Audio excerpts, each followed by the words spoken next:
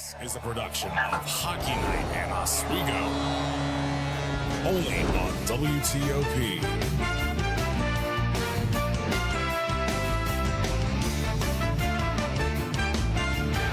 All been waiting for is finally here. It's like Christmas Day here in SUNY Oswego. The Plattsburgh State Cardinals have traveled into the lake looking to upset one of the best teams in the nation, the Oswego State Lakers, who look to complete the perfect historic season that they've had with a SUNYAC championship.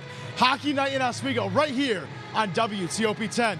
Luke Belanger alongside Michelle Smith and Connor Sangus. I couldn't sleep last night. I've been anxious all week. It is finally here. How excited are you guys? Excited. First season with WTOP, first season here at SUNY Oswego, and to see two of the teams for SUNY Oswego go to the SUNYAC championship, it's been exhilarating. How lucky are we the fact that we get to host both the men's and women's game here at SUNY Oswego? We get to be here for both of them. I can't wait. So exciting. I mean, it's a championship. It all comes down to this. And what does this mean for both squads coming into this big game? Yeah, I mean, it means a lot. Whichever team wins tonight will advance to the NCAA D3 championship. If Oswego wins, they'll host another game here at home at the Deb next Saturday, which would be extreme for Oswego, not so extreme for Plattsburgh. They've been there, done that a few times under the same coaching staff. Said Kevin Houle is a three-time NCAA Division III national champion at Plattsburgh, so they're experienced. They've been here before. They're used to playing on the road, but under Mark Dibby, this is his first time in a SUNYAC conference championship. So the Lakers coming into this game, it's very important for them to win here to secure home ice next week going into that Division III tournament. And as we know, Oswego and Plattsburgh, it's the rivalry. That's what makes today so exciting for everyone involved. Can you guys talk a little bit about the history of these two teams? Yeah, absolutely. So Oswego is 3-40-2 against Plattsburgh in the conference games since 2007. They last played their games against each other back-to-back in Plattsburgh in January. Both games ended 2-0 in favor of the opposite team each time. You want to talk a little bit more about that? Yeah, and the last time these two teams actually faced off here during Whiteout Weekend, we were treated to an absolute classic. Plattsburgh had a 2-0 lead going into the third period when Oswego came back. And then we were treated to an absolute doozy of an overtime period. And then finally, in the fourth round of the shutout, we saw the Lakers come away with the victory. So it kind of seems like even though the Lakers before this season were 2-47-1 all-time against Plattsburgh, they're really starting to close the gap this year. Right. I expect a physical game. It's going to be super exciting and super exhilarating. Now, with Oswego, they've had an absolute historic season. I mean, one of the best teams in the nation. Michelle, can you walk us through their season so far? Absolutely. They ended first in the SUNYAC, the #1 seed for the SUNYAC championship bracket that they're closing out tonight. They had a 15-1-2 conference record, not to mention exhibition games throughout the season as well, with a .889 win percentage and an average of 3.14 goals scored per game to their opposition's 1.1, which is insane for Lexi Levy. And for Connor, Plattsburgh, pretty good season as well, for sure. Can you walk us through their campaign? Yeah, Plattsburgh as well. Coming into this matchup, they finished #2 in the SUNYAC standings. They were 19-6-1 on the year. That's a .750 win percentage, a little less than Oswego's. 14-3-1 record in conference play. As I mentioned before, #2 coming into the season. And just because they're #2, don't take them lightly. They've been here before. They have an experienced coaching staff, and this is a team that has winning championship DNA. Well, we are waiting punch-out. It's coming soon, but for now, we'll take a quick break. When we come back, we'll talk about both teams' mentality and hear from the Oswego star, Matt Call. All of that and more right here on WTOP 10.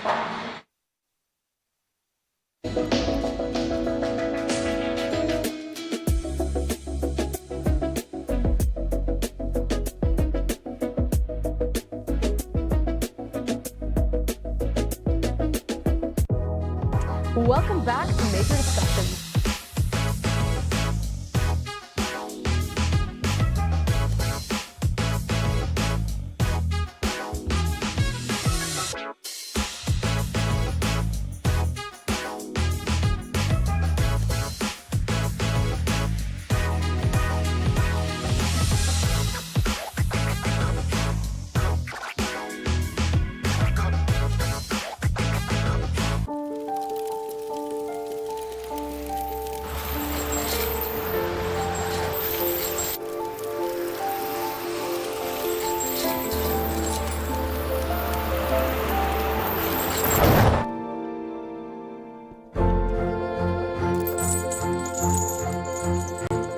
Did you know dragging chains can spark a wildfire?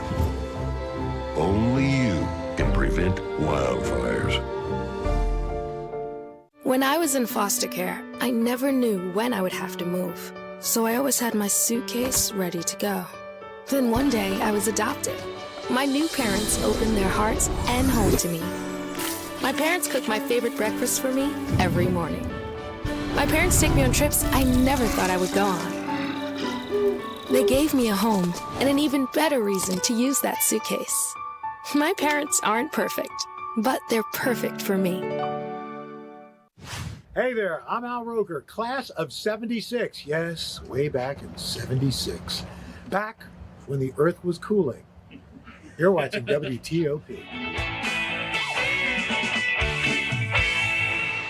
Welcome back to Hockey Night in Oswego. Luke Belanger, Michelle Smith, and Connor Sangus. Guys, for me, this game was marked on my calendar. Right X on the spot, Saturday, 3 p.m., 7 p.m. Was it marked on your guys'?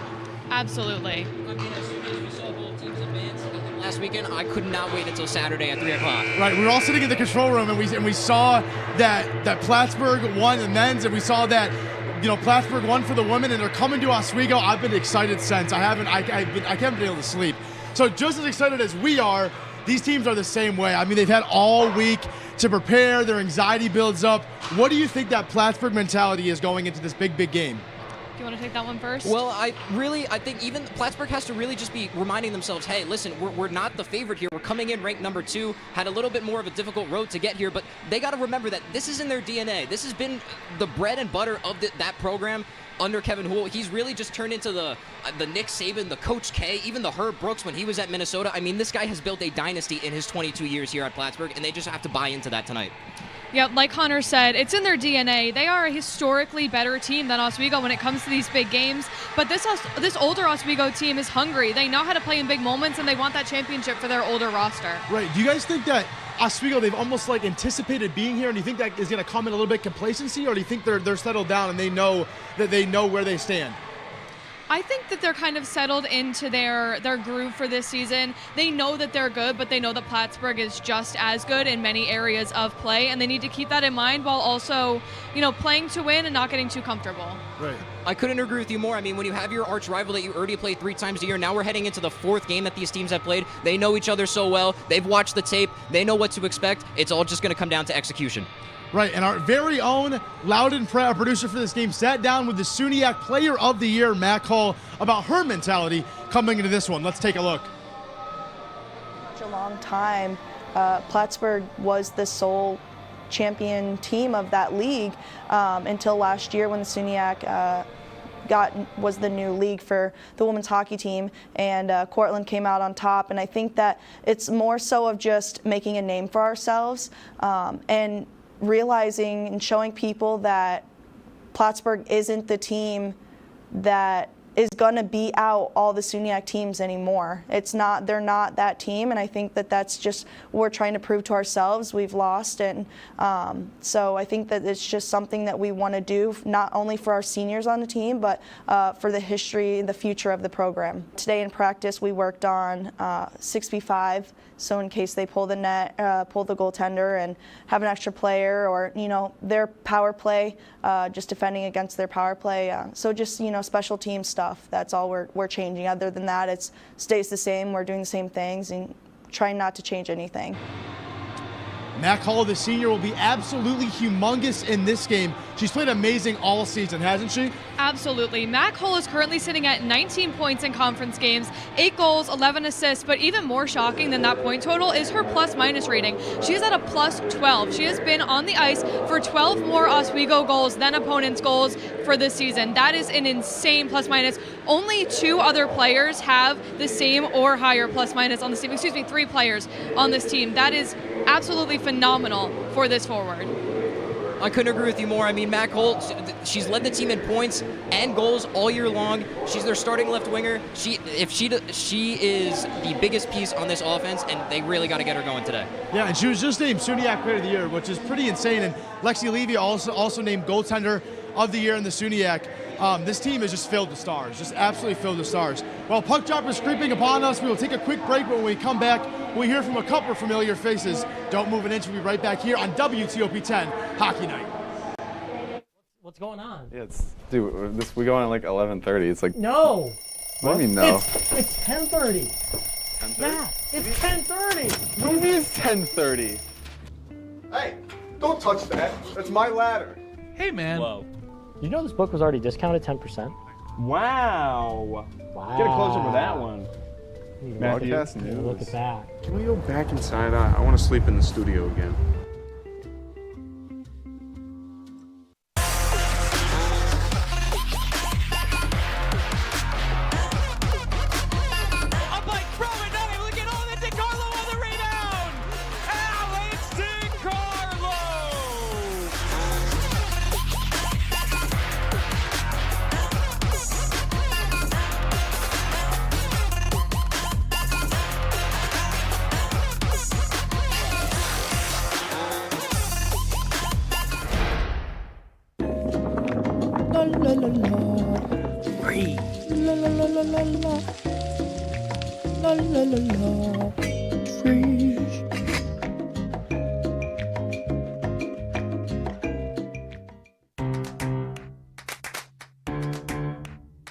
We'll deep dive into our feelings in our Real Talk segment. Stay tuned because it's about to get real.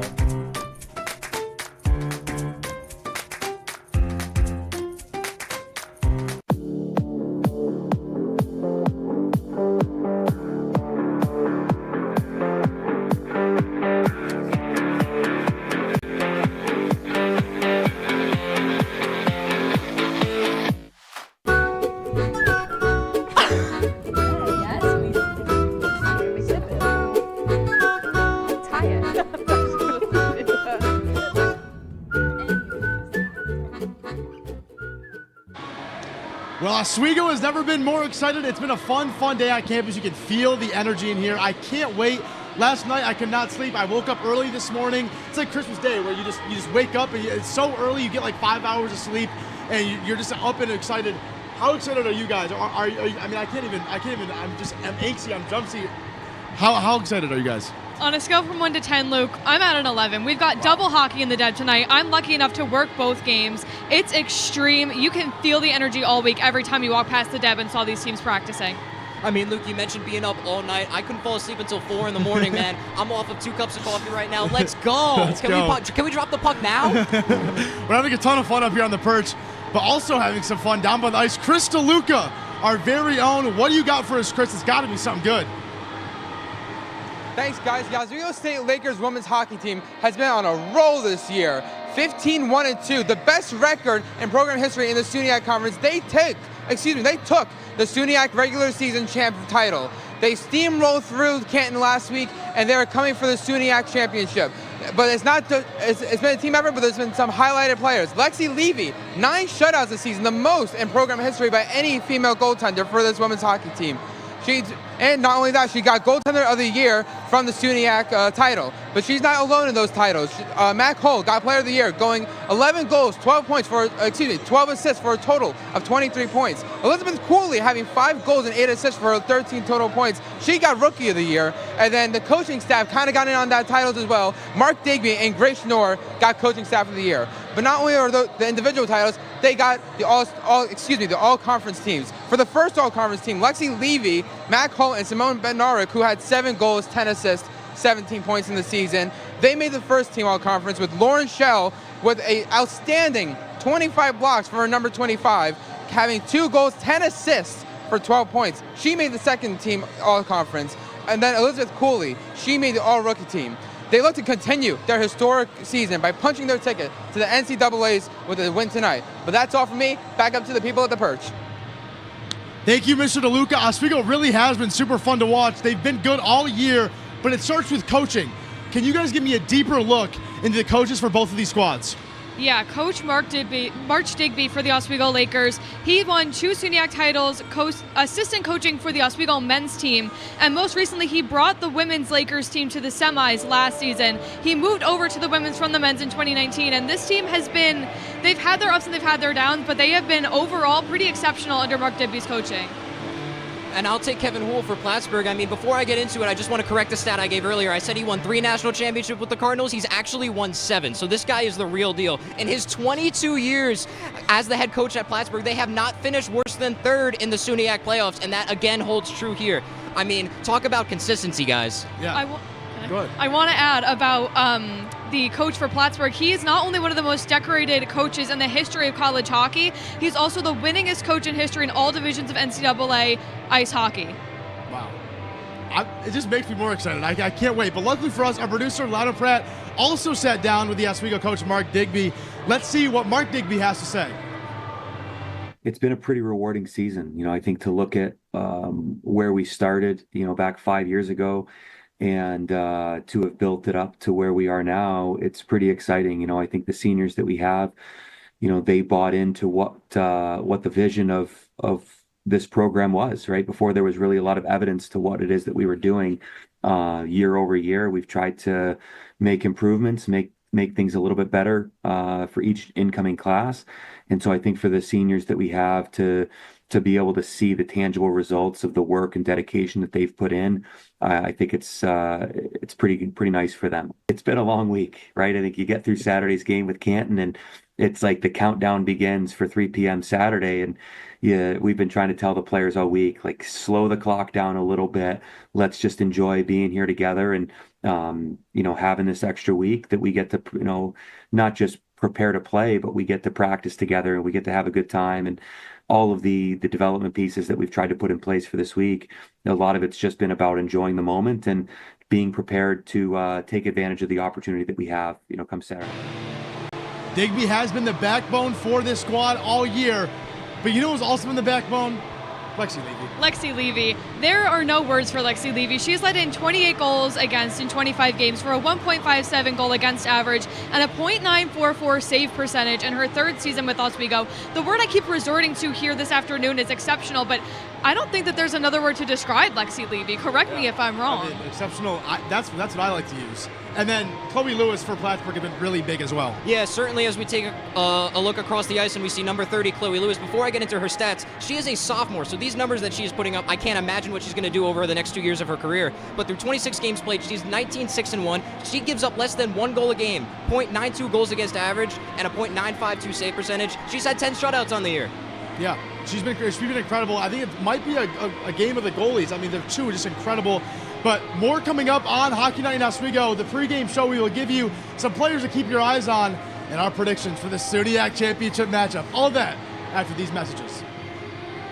Hey there, I'm Al Roker, class of 76. Yes, way back in 76. Back when the earth was cooling.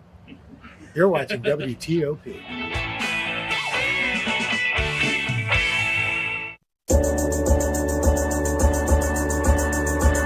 The Kinda Late Show with Chloe and Anna.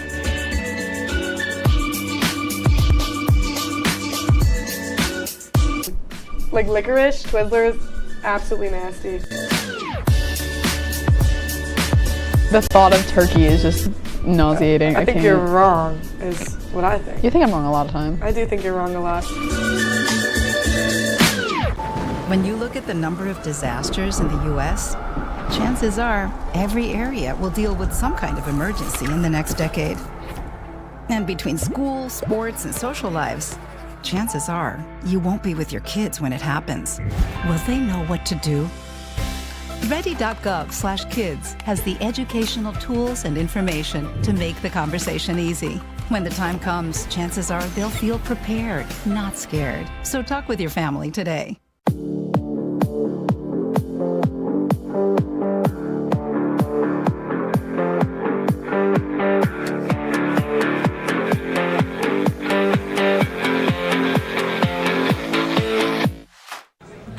Put the keys down, Kevin. But I'm gonna drive home. There are several warning signs present that you shouldn't be driving. I guess I have really been looking for love in this dating app. Yep, I'm definitely gonna call a ride home.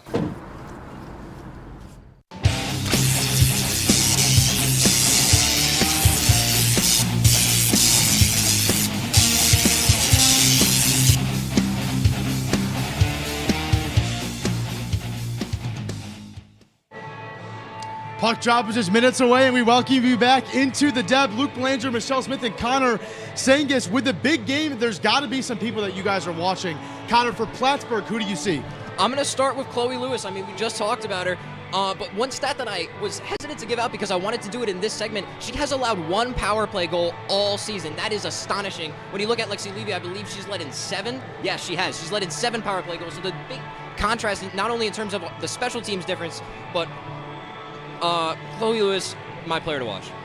And Michelle, how about you for Plattsburgh? For Plattsburgh, I'm keeping my eye on Maddie Norton. She is a senior. I think that a big storyline tonight will be seniors and what could be their last chance if they don't, go forward into that NCAA championship. She puts up a decent number of assists, 12 points in 26 games, and I think she'll be grinding to have her name on the scorecard tonight. Yeah, for sure. And then for Oswego, there's so many to choose from. But Connor, who are you watching? I'm going to go with number 2, Mac Hull. We also talked about her earlier. She, as we said earlier, she led the team in points all year, led the team in goals. Interesting stat, she has not scored on Chloe Lewis all season, and she leads Oswego in points and goals. That's certainly going to be a matchup to watch here tonight, guys. Yeah, and then Michelle, who do you got? I've got Simone Bednarik. She is also a senior. She's got 17 points in 23 games. I think that she's a lock for at least 1 point tonight, not just because she wants to graduate from this program with her name on the Jumbotron, but she also is just like one of those quiet, big players that you don't hear a lot about, but she's out there every night playing hard. Right. Well, we are coming to an end on the perch. So sad. Tears rolling down my face. So it's time to give our picks for the game. Michelle, your championship game prediction, give it to me. I see 5-2 Oswego Lakers on the shores of Lake Ontario. Wow. Okay. Connor? I think it's going to be a really close game. I think it's going to be coming down to the wire. I predict a 2-2 tie heading late into the third period, but then I think Oswego, with a minute left, is going to get that deciding goal to save us from overtime. I got the Lakers 3-2 tonight. The walk-off goal. That's what. All right, let's see. Well, I'm sorry, guys, but I'm just going to say I think Oswego might be coming into this game a little too complacent. I think they might be a little too comfortable. I think it's their game to lose. Give me the Plattsburgh State Cardinals in an upset against the Lakers, 3-2. We'll see, We'll Luke. see. We'll see. One of my favorite things is the score predictions, and I love to come back to them and see.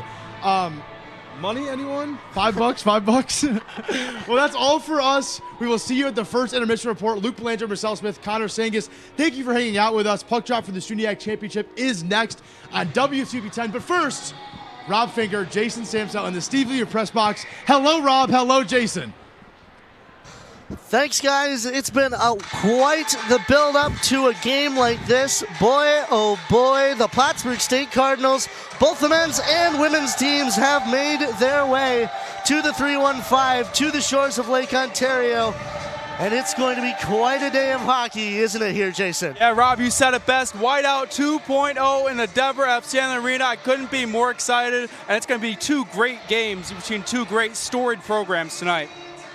Absolutely. The rivalry between the Plattsburgh State Cardinals and the Oswego State Lakers is one that dates all the way back to the 70s. It was about 1976 that the Plattsburgh State Cardinals got their hockey program up and running. The Oswego State Lakers beat them by about 10 years. 1966 was the first year for Oswego State Lakers hockey. And ever since then, it's been a rivalry of blood, sweat, and tears on both sides anyway. The Plattsburgh State Cardinals, unfortunately, in terms of numbers anyway, have the Lakers beaten, but recently it's been all Oswego State Lakers. They've had their most dominant season of all of their years here at the Deborah F. Stanley Arena, and they're coming into this red hot. Yeah, here. Rob, a historic season for the Lakers. I mean, a historic number of wins for the Lakers. They had players. They swept the SUNYAC awards for individual awards this season. This team is historic, but again, Plattsburgh has such a historic history, has such a beautiful history, a rich history of hockey, and it's going to be a great game seeing these 2 teams going at it. Well, it is here, ladies and gentlemen, the SUNYAC Championship between your Oswego State Lakers and the Plattsburgh State Cardinals, a rivalry as old as time itself. We'll be back just after this for Puck Drop right here at the Deborah F. Stanley Arena. You're watching Hockey Night on Oswego right here on WTOP 10.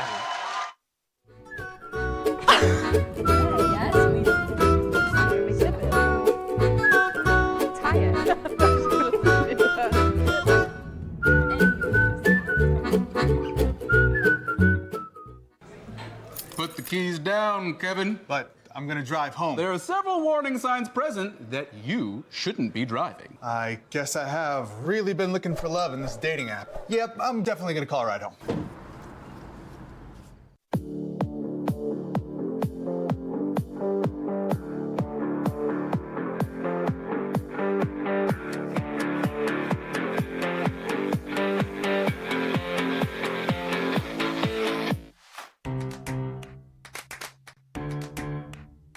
We'll deep dive into our feelings in our Real Talk segment. Stay tuned because it's about to get real.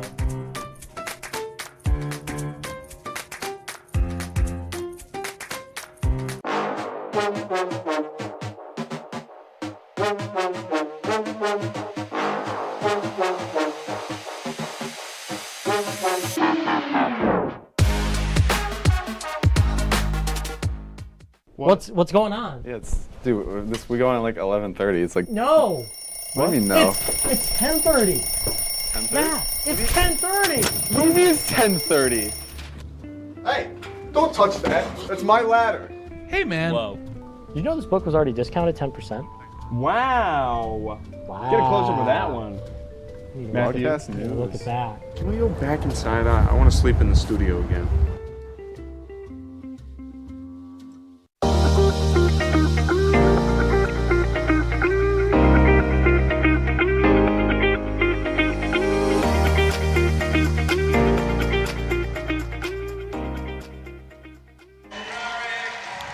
Welcome back up top of the Steve Levy press box right here at the Deborah F. Stanley Arena. My name is Rob Finger once again, joined by Jason Samsel right up top in this press box here at the Deb. And boy, this is for all the marbles here, Jason. Yeah, and Rob, you can feel it in the stadium here. I mean, the Deborah F. Stanley Arena, the crowd is going wild, and I predict it's going to be a wild scene here at the Wheelhouse between both teams. I predict it is as well, because the Plattsburgh State Cardinals are the only SUNYAC team this year to beat the Oswego State Lakers in regulation. But of course, the Lakers as well have 2 victories over them in this year so far. It's going to be a great game, no matter how it goes. But we are as excited as can possibly be. But now we'll shut up, because we've got the national anthems coming up right here, the national anthems of Canada and, of course, the United States of America. The anthems will be performed by Oswego State first-year student Isabella Licata.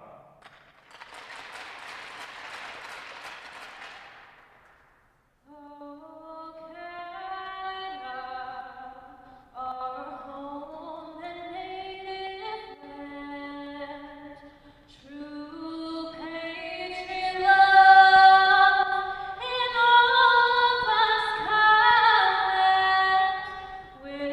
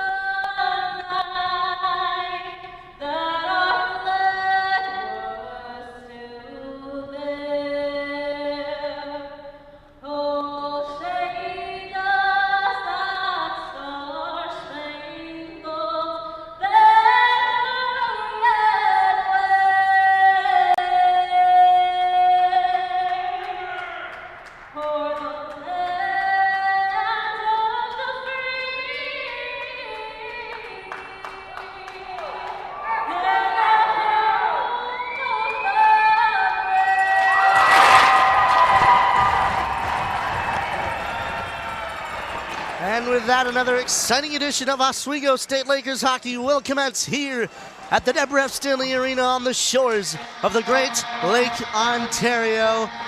It's all come down to this, a full regular season, a round of semifinal action, and here we are on the campus of SUNY Oswego for the SUNYAC Championship between rivals as long as time itself. Jason, what are we feeling here? Rob, I am ecstatic to be here today to call this great game between two storied teams and a great rivalry being renewed here tonight. And listen, for Plattsburgh, how we got here today, they ended last season in disappointment, lost to Cortland last year's SUNYAC championship, then got bounced in the first round of the NCAA playoffs. They worked tirelessly all off season, and they put in the work this season to get back to this opportunity here today. And for Oswego, they've been trying to get to this moment, a SUNYAC championship game. Last year got bounced in the first round of the SUNYAC playoffs, but they did not give up. They kept working. You saw Coach Digby putting in the work off season, and it's all culminated into this game here tonight. I'm ecstatic. I cannot wait for these two teams to play. And of course, Mark Digby as well, the recipient of the Coaching Staff of the Year award from the SUNYAC. But we will get things started for puck drop. It's the SUNYAC Championship right here at the Deborah F. Stanley Arena. Which way will it go? We're about to find out in 3 periods time. And the puck is dropped, and it's Oswego who wins it back quickly here. Bednarik dumping it into the zone. Erica Parenti going for it, but instead it's Molly Rigi sending it around to the far side. Shell, a shot! Turned away by a block from one of the defenders. Lauren Shell will grab it in the neutral zone. Shell off the near boards, up for Simone Bednarik. Towards the middle, but right into the hands of Maddie Norton. Here comes Wall the other ways. Kiera Wall over the blue line. Ooh, off sides though, as one of her teammates stepped right in. I believe that was Olshansky, put a shot on, but of course that will be offsides. It's just about 30 seconds knocked off the board. Yeah, Rob, already 30 seconds gone, and we already seen a lot of action on the ice. We saw Lauren Shell with a nice look there, but again, this is what this Oswego team does. They come out firing off the get-go, and that's what both teams really do throughout the season as well. Of course, it was an incredibly close game the last time these two teams played here at the Deborah F. Stanley Arena. Of course, it was Plattsburgh who got the first 2 goals of the game, but then the Oswego State Lakers in about 30 seconds were able to equal the score at 2 apiece. And then it was Oswego who won it in a shootout. But of course, this is the SUNYAC Championship. No shootouts will be had here as it gets sent around in the Oswego, and they'll send it all the way back into the neutral zone here. Ashley McGrath trying to forward it up. She'll have to come back to the blue line here as to not get an offsides call. Balfour sent over to Kason Ruggi. Ruggi over the blue line. A shot right in on Lexi Levy. That one goes a bit wide though. Sydney Pinty on the near side. Up for Rachel Corbett. Advances it up through her stick. Majeski below the goal line with Cho and Orr. Orr takes it behind though. Bridget Orr over to the far side. Ooh, a collision there with number 10, Jaden Kelly. And Oswego will dump it back in. Rachel Corbett chasing after it, but instead it's Chloe Lewis who will turn it away, the goaltender. Jaden Kelly going over to the far side for it. So does Rachel Corbett, but it's Blackburn who comes out with it. Kate Conlon up the boards here. Hands it off to Sydney Francis. Francis, a shot turned away. The first save of the day by number 1, Lexi Levy. Jaden Kelly sending it right into the Plattsburgh end. Urban will pick it up. Adriana Urban. Over now to Sydney Francis. Oh, it's picked off by Elizabeth Cooley, the Rookie of the Year in the SUNYAC here. And here comes Tessa Mucha. Shot goes wide. Around comes Lizzie Burke. Burke getting picked off there by Norton. And over the blue line they'll go. Send it right up to Emma McLean, right in the Lakers' end. She'll be forced to go below the goal line though. Helen Van Dam keeping her outside. Riley Preston picks that up. Preston off the boards. Not quite out. Urban, a shot goes wide, and the referee had to almost take cover for that one. Back below the goal line, Tessa Mucha picking it up for the Lakers. Over to the far side, Lizzie Burke trying to work with it, but instead it's Kiera Wall who comes out with it. Down the boards, Ella Facette now, up to the top, shot, redirected, save made by Lexi Levydell, another shot, blocked away by Elizabeth Cooley. Urban towards the center, turned away by Lexi Levy again, and another one right into the hands of Riley Preston. All the way down the river it will go. But unfortunately for the Lakers, that will be an icing. Yeah, Rob and Lexi Levy already having her hands full in this game already. For Plattsburgh, it's a nice look for them offensively. They were just held to 43 total shots last game. And, again, to get that offense going, it's a real good look for Plattsburgh. You got to be happy with their offensive pressure thus far. Absolutely, and a big save like the one that you just saw from Lexi Levy. It's going to be crucial in a game like this. They may have to rely on Levy as Balfour gets a quick shot. Oh, just a redirection, just about half a foot wide to the right of the net. Tia Balfour through the middle. Off the far boards it'll go, back into the Lakers' end. Lizzie Burke feeling the heat now from Plattsburgh. Into the hands of Tessa Mucha it'll go. Mucha for Cooley, now for Van Dam. Helen Van Dam up for Lizzie Burke. Poked away though by Ruji. Van Dam will have to circle back. Helen Van Dam, 16:27 left to go in the first period. Simone Bednarek now for Parenti. Parenti still in the neutral zone here. Bednarek's got to get out of the offensive zone, but here comes Morris the other way. Tessa Morris in on Levy, shot, save made by Lexi Levy. She's not quite covered it, but now she does. Just waiting for that whistle to blow. Rob, a couple of great looks there for Plattsburgh, and really struggles in the neutral zone for Oswego led to that incredible opportunity for Plattsburgh. Just a decent look there. Yeah, nice look there for Oswego. Nice look from Tessa Morris. Absolutely, and it seems Plattsburgh, at least so far, has been the one to get more shots in. And unfortunately keeping the Lakers, for their sake anyway, in their own zone. Leah Coley handing it to Pinty now. They'll look to rush it up the other way. Off the boards it'll go. Skating quickly down the other way. They won't beat the icing out. And it looked like Mac Hull and Erica Parenti just hauling all the way into the Plattsburgh end, but just beating him was that defender. Yeah, Rob, players are flying all over the ice. This is such a quick, up-tempo game, and again, it's hard to keep track. You blink and you miss, you see the players on the other side of the zone. I mean, this is just a quick tempo game. You can tell that this game means so much to both teams here today. Face off to the left of Lexi Levy. One forward by the Lakers. They'll get it out of their own zone. However, Maddie Norton sending it right back in on Lexi Levy. She'll catch that one, and as to not risk anything or risk a point being put on the board this early, she will freeze that one up herself. Yeah, Plattsburgh still just trying to chip away, trying to find the bottom of the net, trying to strike early in this game. Again, Plattsburgh was held just to 24 shots last game. They have 9 already in the period. One back by Plattsburgh, D over to Urban. Quick shot, just goes back below the goal line. Just a toss back there. Kate Conlon back up to Urban. Urban sending it right back below the goal line. Orr will look to pick it up. Bridget Orr going into the far corner. Riley Preston going for it now, having to contend with Sydney Francis. Back over to the near side it'll go. Ashley McGrath looking to pick it up, but it's Orr putting on the pressure again. Lauren Schell comes in to help. So does Kate Conlon for Plattsburgh, but it's Oswego who comes out with it. McGrath now up for Megan Smith.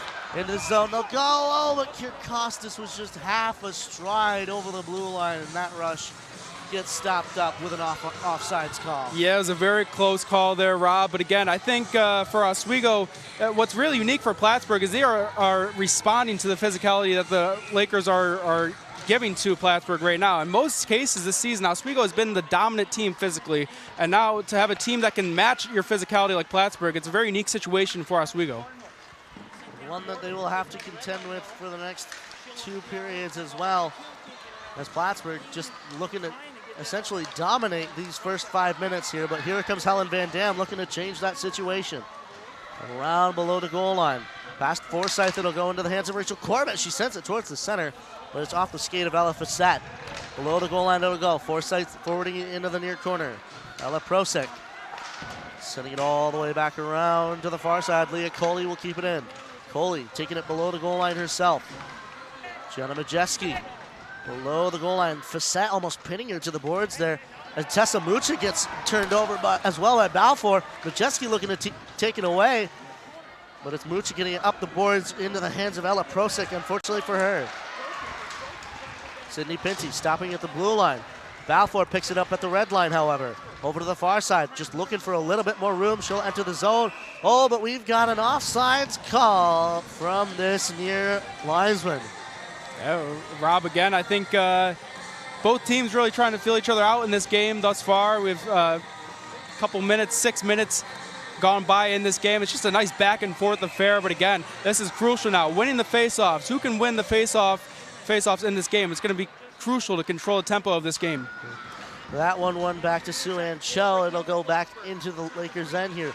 You trying to put on a shot, but it goes down to Ridgie below the goal line. Wall contending as well. May Olshansky now, though. Back up for you. She'll send it back for Wall. Wall below the goal line. Under pressure from Sydney Pinty, though, keeping her honest. Leah Coley looking to steal it this time. Put it right into the hands of Olshansky. And up now for Sue-Ann Chell.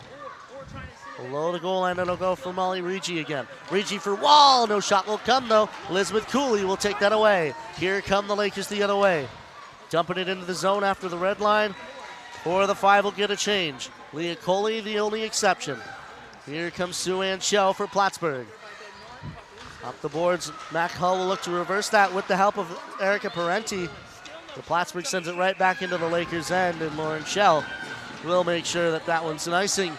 And the Lakers will get an offensive zone faceoff to the left of Chloe Lewis. Rob, we've seen a couple line changes for Oswego and Plattsburgh. What makes it so tough to prepare for this game is that these teams both have so many different players that can score at will. Throughout the season, just going back to January, to January 31st, Cortland has 15 individual scorers, and for Oswego, they have 31. They have 11 individual scorers as well throughout the season. Absolutely. A lot of these players on both of these benches can score and score a lot. As the Lakers send it right back into the zone here, Maddie Norton will look to reverse it, but she does back out of the zone. Erica Parenti, though, taking it back in. Adriana Urban. Now up for Rugi, and now over to Kasperzak. Into the zone they'll come. Kasperzak, a shot, gloved up by the leather of Lexi Levy, with 12:22 left to go in this first period of play.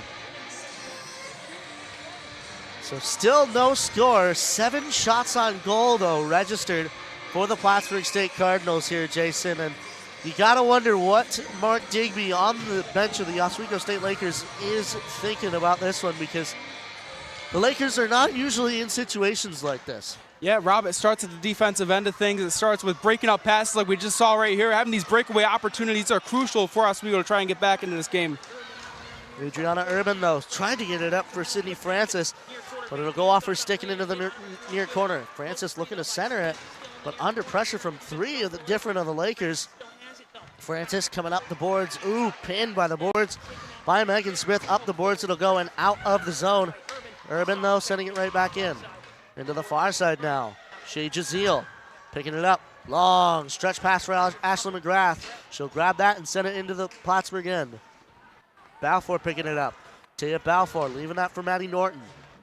Norton off the glass all the way down the other way. Facette will look to beat it out, and she does. Facette beat out the icing. Corbett now for Coley, and now for Sydney Pinty as well. Pinty Majeski. Majeski up the boards. Off the boards, trying to get it past Balfour. Balfour stops her, though.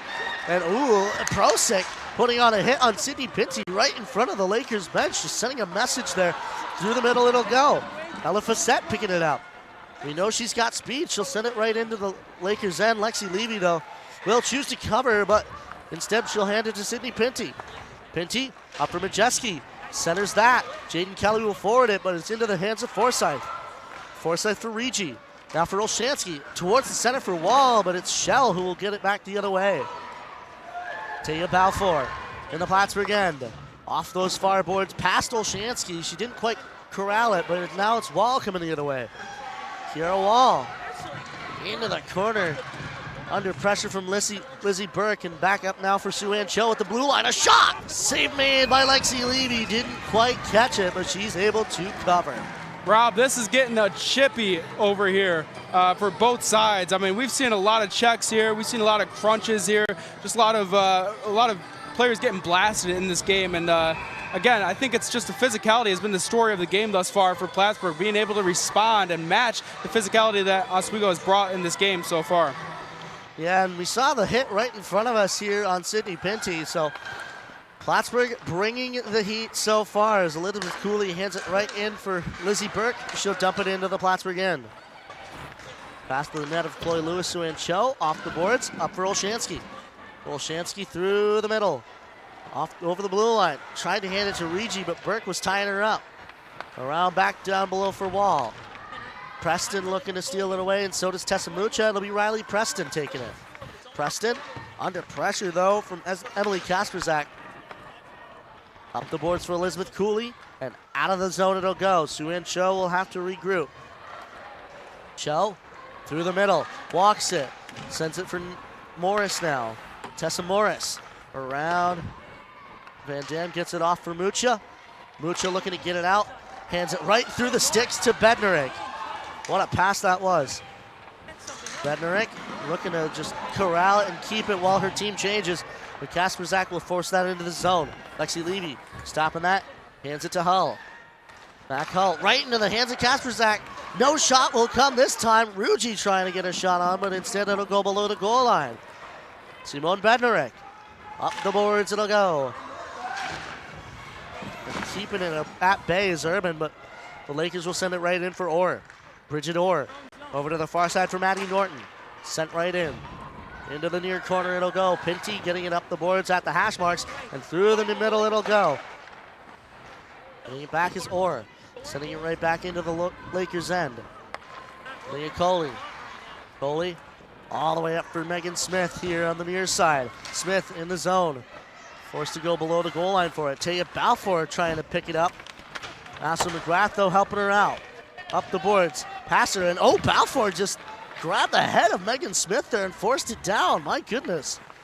Maddie Norton now for Balfour. Megan Smith wants her revenge and gets it. Kierkostas now up for Jazeel. Jazeel, oh, not able to get it back to Kierkostas, and here comes Plattsburgh the other way. Conlon, ooh, fails to dump it in. Instead, it's Prosek sending it into the far corner. Van Dam, some of the Oswego faithful on the far side looking for a penalty on the hit right here at the blue line. Back to Majeski here for Corbett. Sent right in on Chloe Lewis. She'll turn that away. Shea Jazeel rimming that back around. Having to go for it is Lauren Shell. She's not able to keep it in. She tried it with her stick, her skate. Here comes McLean, not able to corral it. Off the boards, it'll go for Cooley. Cooley now for Shell. Off the far boards. Into the hands of Ella Fassett. They'll calm it back down. Balfour for Shea Jazeel. Oh, past Jaden Kelly there, and it's McLean who picks it up. McLean for Molly Regi. Into the zone, walking across, sent right in. Gloving that up is Lexi Levy with 7:22 left to go in period number one.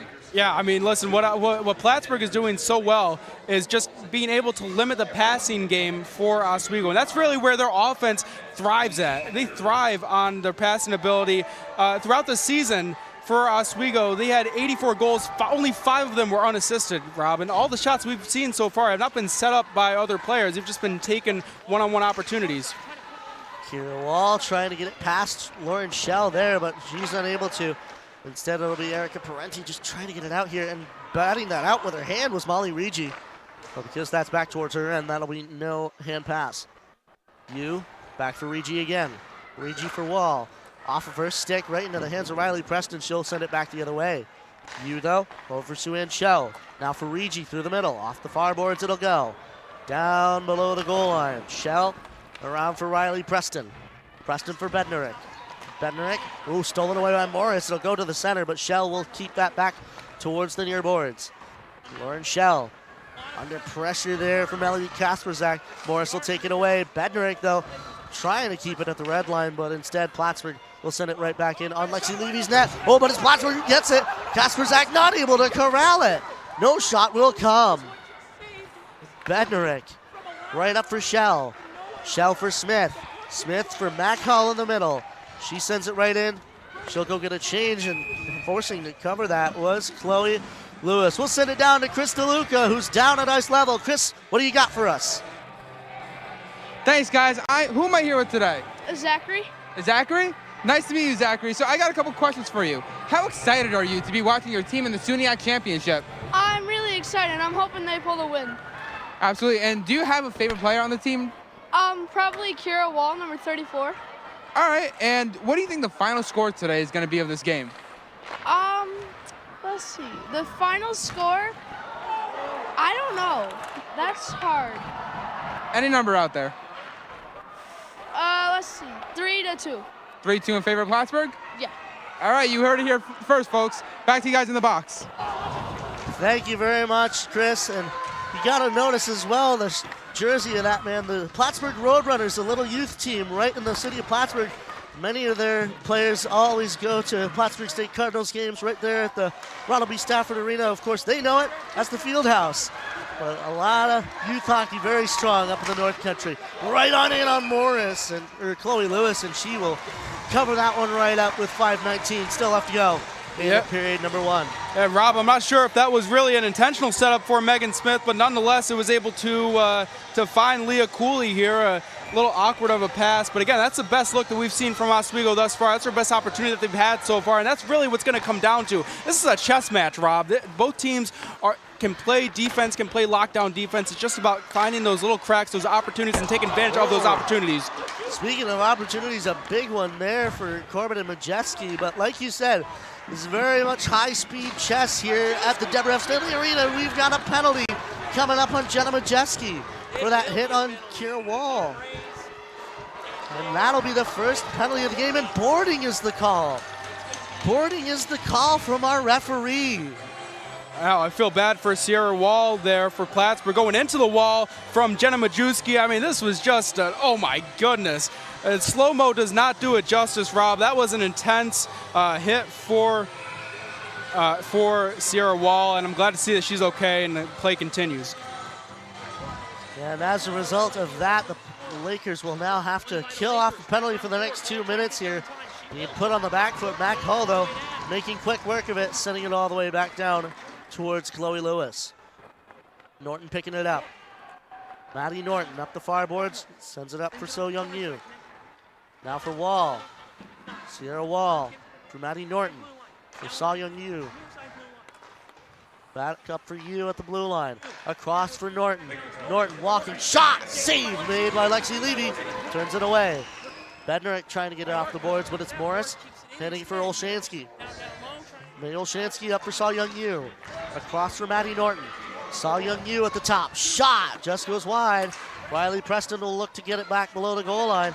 Sierra Wall will look to come out with it, but it's So Young Yu at the hash marks here. Back for Olshansky. 1:06 left to go in the penalty kill.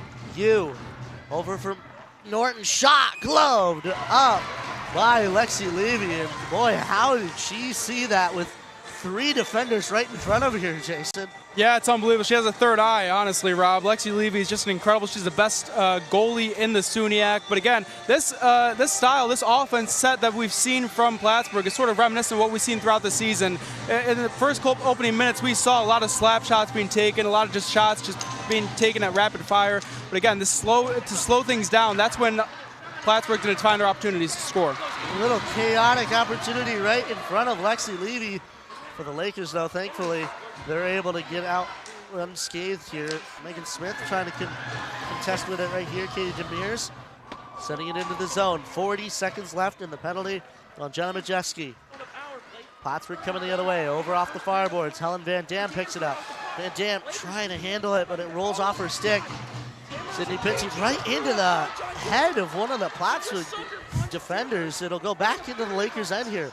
Sydney Pinty off the glass into the hands of Adriana Urban. Over to the far side for Emily Kasperzak.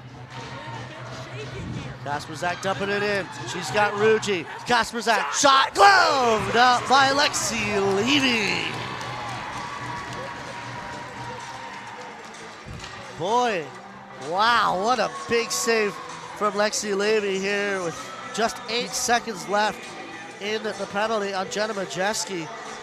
And a big save made by her to keep it scoreless here. And oh, wow, a punch thrown there by Kason Ruji before that big save by Lexi Levy. But of course, Lakers not out of the woods yet. Ruji on the far side, still with it, send out for Balfour. Majeski gets released. Even strength it is. Ruji towards the center. Balfour will get it at the hash mark, sending it back below the goal line. Kason Ruji Over to Mac Hull on the far side. Now up for Urban. Adriana Urban sending it below the goal line, right towards the center. Balfour's got a shot, gloved up. Oh, she's not able to catch it, but a big save again from Lexi Levy. Plattsburgh keeps it in the zone. Kasperzak, a big collision with Mac Hull and Prosick shoving down Mac Hull. And Kasperzak prone on the ground there, and Mac Hull just trying to get her stick away from her. But we'll have a stoppage of play here with 2:21 still left in this first period of play here, Jason. Yeah, Rob, well, thankfully she's okay there. I mean, we have just seen a ton of physicality, more than we're used to in this game. I mean, you can tell that the tensions are so high in this game, and you can tell that both teams really just want to win, and that's what's really going to come down to, the will to win. Who's going to be able to gut out this win? It's not going to be pretty. It's going to be scrappy like we've seen thus far. No win against the Plattsburgh State Cardinals. There's a quick shot there, comes from Olshansky, but yeah, no win over the Plattsburgh State Cardinals is ever easy or clean for the Oswego State Lakers, and that's how it'll have to be for both teams here in this contest, and that's how it's been in this first period of play. Jaden Kelly winning that back below the goal line. Jenna Majeski leaving that for Coley. Leah Coley, a little try to get a buddy pass there for Majeski, and looking to get free of Wallen Regi. Off the near boards, Majeski will forward it up and out of the zone. Jaden Kelly just trying to get it in the Lakers' hands. Instead, it's Forsyth sending it all the way back in. Around to the near corner. Molly Regi picking it up. Back off of her stick here. Kelly picks it up. Leah Coley looking for the stretch pass. Gets it up to Rachel Corbett, but not able to get into her. Thing is Forsyth, and a big uproar from the crowd here at the Deb. Kasperzak walking in. Turned away by a stick there. Ruggie will grab it. Now for Kasperzak again. Centers it right into the hands of Helen Van Dam. She'll go to the boards for it. Kasperzak and Jaden Kelly in there. Helen Van Dam trying to take it out, but it's Kasperzak who does. Back towards the boards. Van Dam looking to grab it. Instead, it's McGrath. 1 minute remaining in this very tumultuous first period here at the Deborah F. Stanley Arena. Van Dam up for Coley. Coley long up those far boards. Ashley McGrath's got the speed. They wave off the icing. McGrath right on in. Backhander over the net. Kirkostas for Parenti. Parenti just trying to find it at her feet. Pinned on the boards by Maddie Norton. Now it's Kirkostas. Kirkostas around. Up for Preston. Shot. Turned away by a deflection. Over to the far corner. 25 seconds left to go. Kasperzak coming out with it. Emily Kasperzak off those far boards. It'll go deep into the Lakers, and they will call the icing with 16.7 left to go in this first period. Yeah, Rob, as we take a look at this fight here, I mean, just, wow, emotions running high on both sides. I mean, you can tell this game just means so much to both sides. But again, credit to Plattsburgh because they have just done a great job. These are two of the most well-disciplined teams in the SUNYAC. I mean, for Plattsburgh, credit to Adriana Urban being able to stay and stick in stride with Ashley McGrath. She had a great look at a goal there, but again, it was Adriana Urban able to deflect it and prevent an opportunity, a good look from McGrath. Only 10 seconds left in this first period. They send it all the way back into the Lakers' end. Riley Preston Francis will pick it up right in towards the center. And that'll do it for this first period of play here from the Deborah F. Stanley Arena. The score after 20 minutes of play, none for Oswego, none for the Plattsburgh State Cardinals, but the shots are about as uneven as they come. 12 registered on goal for the Plattsburgh State Cardinals.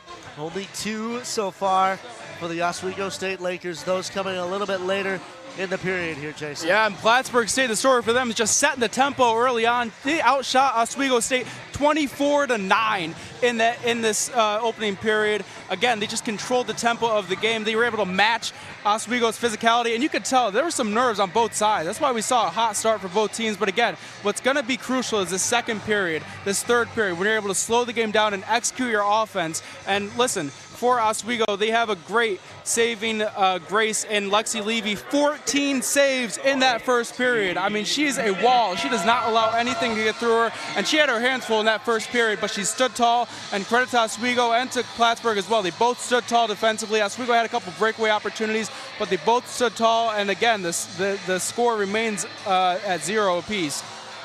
Absolutely, and of course, Lexi Levy has been their saving grace in close games like this. But don't go away, ladies and gentlemen. We'll have our intermission report. We'll send it back over to the perch. You're watching Hockey Night in Oswego right here on WTOP 10. And it could be your last chance to see one occur for 2 decades, as the next time one will be visible over the continental U.S. He's May 84. Yarrow told police in the hospital that he had pressed the doorbell and waited. They mix with oxygen and nitrogen, make them briefly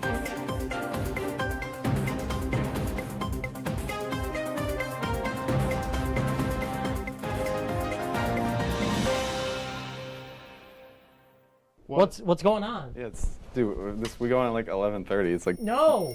What do you mean no? It's 10:30. 10:30? Yeah, it's 10:30. What do you mean it's 10:30? Hey, don't touch that. That's my ladder. Hey, man. Whoa. You know this book was already discounted 10%? Wow. Get a close up with that one. Broadcast Look news. at that. Can we go back inside? I want to sleep in the studio again.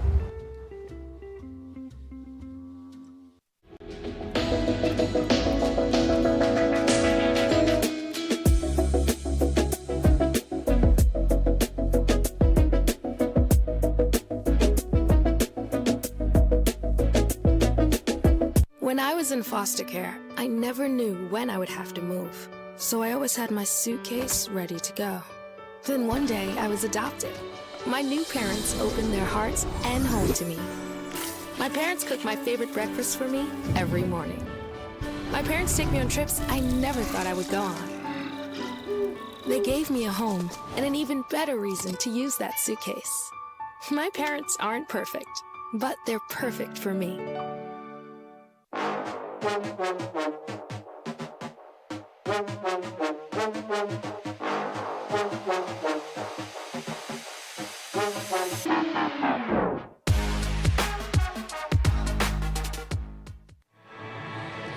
We welcome you into Deborah F. Stanley Arena after the first period. It's 0-0 in the SUNYAC championship. Guys, what do you got to say about that first period? It was interesting. It wasn't what I expected at all. I expected a lot of that physicality, but it honestly looks like it is the Plattsburgh Cardinals versus Lexi Levy, and the rest of the Oswego roster is just not showing up tonight. I couldn't agree with you more. I mean, the lack of offense from SUNY Oswego is just astonishing. They have only registered 2 shots throughout the whole 20 minutes of play, and it took them 15 minutes of play to even get 1 shot on goal. I mean, what are we doing here? Yeah, very, very slow start. What do you think they need to do to start picking up momentum, getting the puck on their side more? The Lakers look tired. They look like they didn't take advantage of this week off that they had, and we know that they did because you could see them practicing all week here in the Deb. I think that they need to reestablish their goals for this next period during this 20 minutes of rest for this intermission. They need to get their heads back in the game. It's like you said, they're too comfortable. They're complacent. They didn't expect this. They need to get back on their game. Yeah. I couldn't agree with you more. I mean, we talk about the rest in between games. These girls are used to playing second game of back-to-back, so the rest shouldn't be a problem here. You had a week off as opposed to just 1 day in between games. I can't imagine just the sloppiness of the offensive and defensive zone play from the Lakers, and it's really just a battle of forechecking for Plattsburgh. I mean, Oswego just cannot get the puck out of their zone, and they're just getting caught out of position, and sooner or later, Lexi Levy is going to give up a goal with all of these scoring chances that Plattsburgh is generating. Yeah, they just look stagnant, in my opinion. It looks weird. It doesn't feel like they really came to play, and I know they did. I know it's a big game for them, but the Plattsburghs came to play. I mean, they really showed a good defensive standing on that first period. They also came out firing. They had plenty of shots on goal. Their offense looked very, very good. They just couldn't get one to fall because of Lexi Levy. Yeah, absolutely. It's also important to note that Oswego doesn't have too many shots because they couldn't get the puck out of their zone. They spent the entire period defending Lexi Levy. She was making extreme saves on her glove side. Everything was caught. Almost everything was held because if Oswego regained possession, they were just losing it again. She started covering every single shot attempt that she blocked. Yeah, I mean, what I do is I'm putting down my notes. I always just, every single game it feels, I just write Lexi Levy in all caps just because she's incredible and she's played really good. She played a very good first period there, didn't she, Connor? Yeah, I couldn't agree with you more. I mean, she is the star of this team. She's playing like a Vezina winner right now if we want to bring a little professional puck into this. But, I mean, taking a look at the other goalie, Chloe Lewis, I mean, she's only been tested twice. Oswego is on pace to get 6 shots off on Chloe Lewis today, and I mean, she's going to stop all 6 if you're not testing her that much. Yeah. What are we doing here? Yeah. And for Oswego, they did go into the power play. It was Majewski for boarding 2 minutes, and the kill was very good. They killed it very, very well. What did you guys see on that power play kill? Yeah, the PK was one of the things that they had in their favor tonight. They play extremely well on the power play, and you love to see it kind of switch when they have to defend their own zone. But it was a very physical game. Of course, they drew that cross-checking penalty, but definitely nice to see them come alive a little bit on the PK. Yeah. We mentioned the special teams unit for the Lakers. Their head coach, Mark Digby, before he took the job here at Oswego, was actually an assistant coach for his alma mater, SUNY Brockport, where he specialized in those extra man and down-a-man situations. So I'm very pleased with what I've seen from the Lakers in that situation. But that boarding penalty that was taken by Majewski, I mean, that's just sloppy. You can't be committing a boarding penalty in the SUNYAC championship. Right. And there was a lot of almost like missed calls. The fans were not happy with the refs in this first period. Did you guys see a specific one that you thought should have been a penalty? I mean, there's a lot of physicality, lots of physicality. Yeah, there were hits up and down the boards. Every corner, there was somebody tangled up with somebody else on the ground fighting for a puck. Right over here, right on the corner where I was standing, number 3 for Oswego, Van Dam, she dropped her stick and had it picked up by a player for Plattsburgh. She picked up the Plattsburgh player's stick, hit her in the shins and said, "Take your stick back." It was hilarious to watch, and I made note of that because that was just one of those things. She turned to the ref and she said, she went like this, and I mean, she's right. I was just going to mention that stick fighting. I mean, the Deb is absolutely electric with supporters from both sides, and it feels like every 10 seconds, one of these supporters for these teams is just screaming at a ref for a missed call. Intact. Any changes that you guys want to make, or we're still standing strong? I mean, I think my score prediction maybe looks the best right now, 3-2 Plattsburgh, but it almost looks like it's going to be low scoring. Maybe a 1-0, maybe a 2-1. Any changes to you guys' score predictions? You guys are set. I like to stick to my guns. I like to think that maybe I'm right, but I don't know if I see Oswego scoring anything, especially not 5 goals. But we'll see as the game progresses. Yeah, I mean, I certainly don't see the Lakers scoring 3 goals after the way they played that first period. Granted, when the last 2 times these teams played in the Deb, similar game, similar story. Oswego was heavily outshot for the first 2 periods. They woke up in the third, so that remains to be seen. I'm going to keep my prediction, though. Let's see if this team could wake up and Mark Dibby could maybe light a fire in them during this first intermission. Yeah. Well, that's going to be all for us for the first period intermission report. Again, Luke Belanger and Michelle Smith and Connor Sangus. We will see you in the second period intermission report. 0-0, the SUNYAC championship. We'll be right back after these messages here on WTOP 10.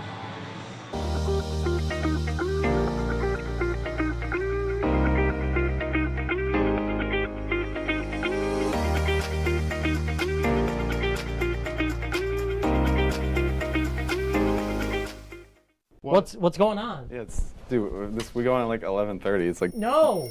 What do you mean no? It's 10:30. 10:30? Yeah, it's 10:30. What do you mean it's 10:30? Hey, don't touch that. That's my ladder. Hey, man. Whoa.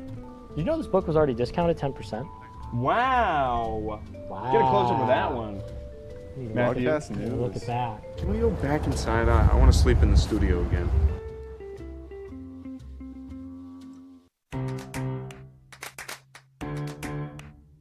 We'll deep dive into our feelings in our Real Talk segment. Stay tuned because it's about to get real.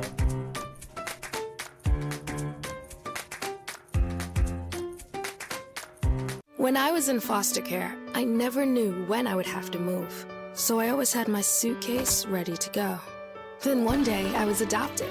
My new parents opened their hearts and home to me. My parents cook my favorite breakfast for me every morning. My parents take me on trips I never thought I would go on.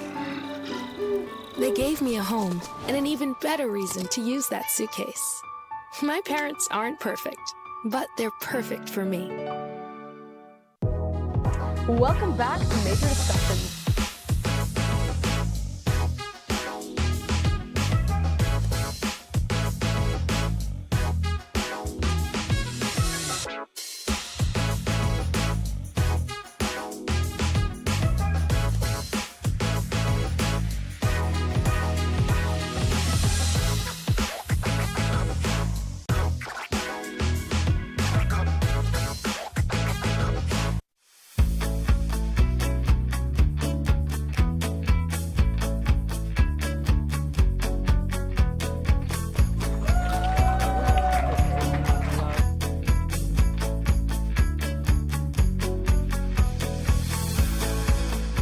Jill Should told we me it tell was him? Kitty from Glee. Yeah, what is it? It's Al Roker.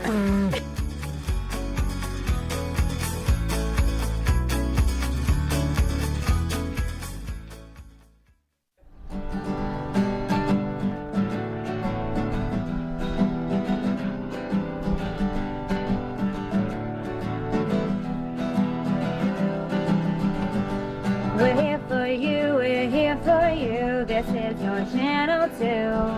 With sports and news and what to do, we're here for you. It's your TV, you're watching WTLP. Your TV, thanks for watching WTLP.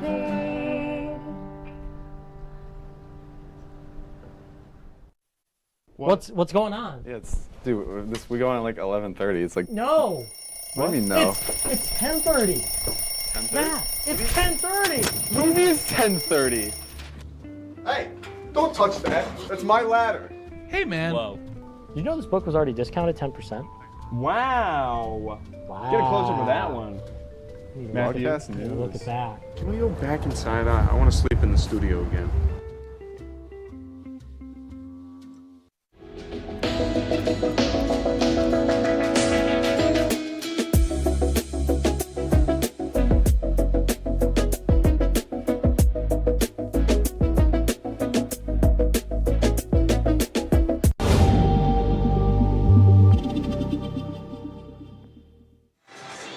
Welcome back up top of the Steve Levy press box. My name is Rob Finger alongside Jason Samsel, and we're here for the second period of action between your Oswego State Lakers and the Plattsburgh State Cardinals in what has been a very chaotic game so far, especially on the side of Plattsburgh. Yeah, chaotic can describe it best, Rob, to put it the least. I mean, we saw bodies flying, we saw pucks flying, we saw sticks flying, and emotions are just so high in this game. You can tell how much it means to both sides, and it's just been a fun game to call thus far. Yeah, and we've seen hands flying as well. A couple punches thrown, even if they haven't made contact, but you can feel just how much animosity is between both of these teams.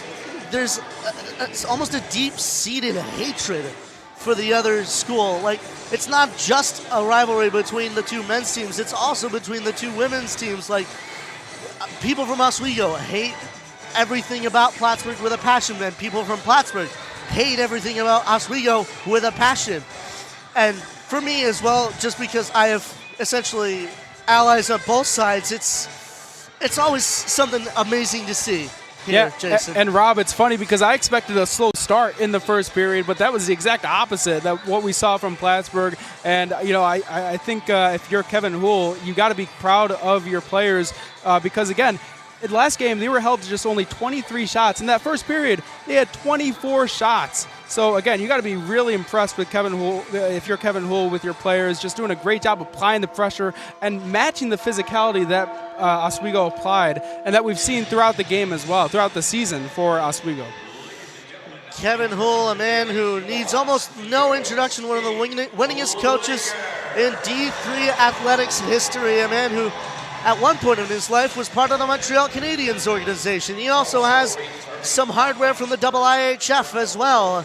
So he's been leading these Plattsburgh State Cardinals for many, many years to much, much success, many national championships, even just since the year 2000.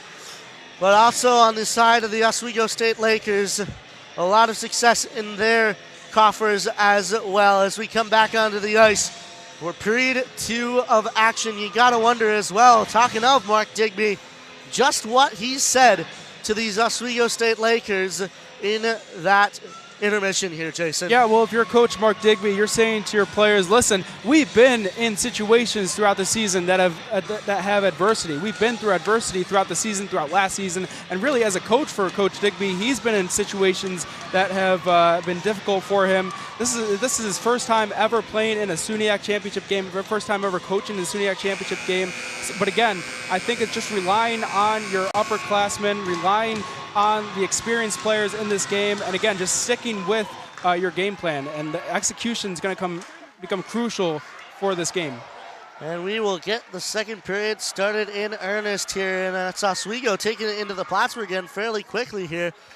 And the student section getting the chance started fairly quickly here. Below the goal line, it'll go set all the way back around. Olshansky will chase after it, and she'll get it passed off the boards here and up towards Molly Rigi. Reversing it though is Oswego. Lauren Schell sending it right in. Chloe Lewis stopping it. Now it's Adriana Urban. Up now for Wall. It's Urban got a little bit plastered there. Shea Jazeel sending it back into the zone as the couple Lakers will go change here. Off the far boards. Sophia Kirkostas keeping it in the zone. Couple Lakers rush in. Kirkostas still with it around the net of Lewis. Up for Van Dam at the top. Helen Van Dam right in for Smith. A redirection in front. No shot will come. Out of the zone. It'll go all the way down the river. And that will be an icing with 18:58 still left to go in period number 2. Yeah, Robin, that's really what it's going to take for Oswego in this game. It's going to take setups. It's not just going to take, slap shots. It's going to take up nice setups, and again, a nice setup there from Megan Smith. A good look from her, and they're going to need more of those opportunities. And again, it starts at the battle of the dot here, Rob. Winning these faceoffs is crucial. Tied up, one forward by the stick of Ashley McGrath. It'll get Van Dam. Quick shot, just goes wide, and chasing that back over to the far side is McGrath once more. Around to the near side. Kirkostas now under pressure from Urban. Megan Smith looking to keep it in, so does Helen Van Dam. And Kirkostas almost looking for a call there, but along the boards they will fight. Van Dam sending it back into the zone. She and Kirkostas will go to change. Picking it up is Maddie Norton. Norton up for Rugi. Rugi in center ice to Morris, and Urban will look to pick it up now. Off the boards for Kasperzak. Corbett looking to steal it away, but it's Morris sending it right in. Lexi Levy stops it behind her net. Sydney Pinty will take it now. Up the near side. Almost stolen away there by Orr. It'll go into the hands of Conlon. A little bit of a failed pass. She'll keep it herself. And Corbett will follow her into the zone and take it away from her momentarily. And picking it up instead is Sydney Pinty. Long up. Oh, blocked away by Balfour. She'll send it right back into the Lakers' end. Round to the near side for Shea Jazeel. Get Conlon in there to fight for it as well as both of them hit the deck. Corbett, long, high fly ball into the neutral zone. Balfour getting a hit from Majeski there as this one has become physical.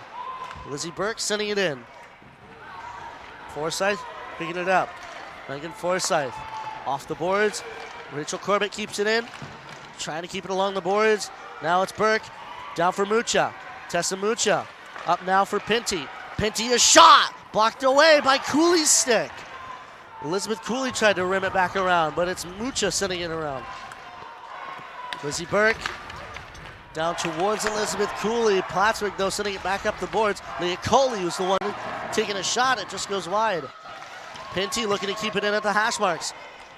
Cooley as well to keep her with some help as Balfour comes out with it. Taya Balfour off the boards, keeping it in to Cindy Pinty. Quick shot, just goes wide. And the Lakers putting on all the shots they can possibly muster here early in the second period. Along the boards, Elizabeth Cooley. Forsyth getting wrestled down by Cooley. One of them's minus a glove, and that's Elizabeth Cooley.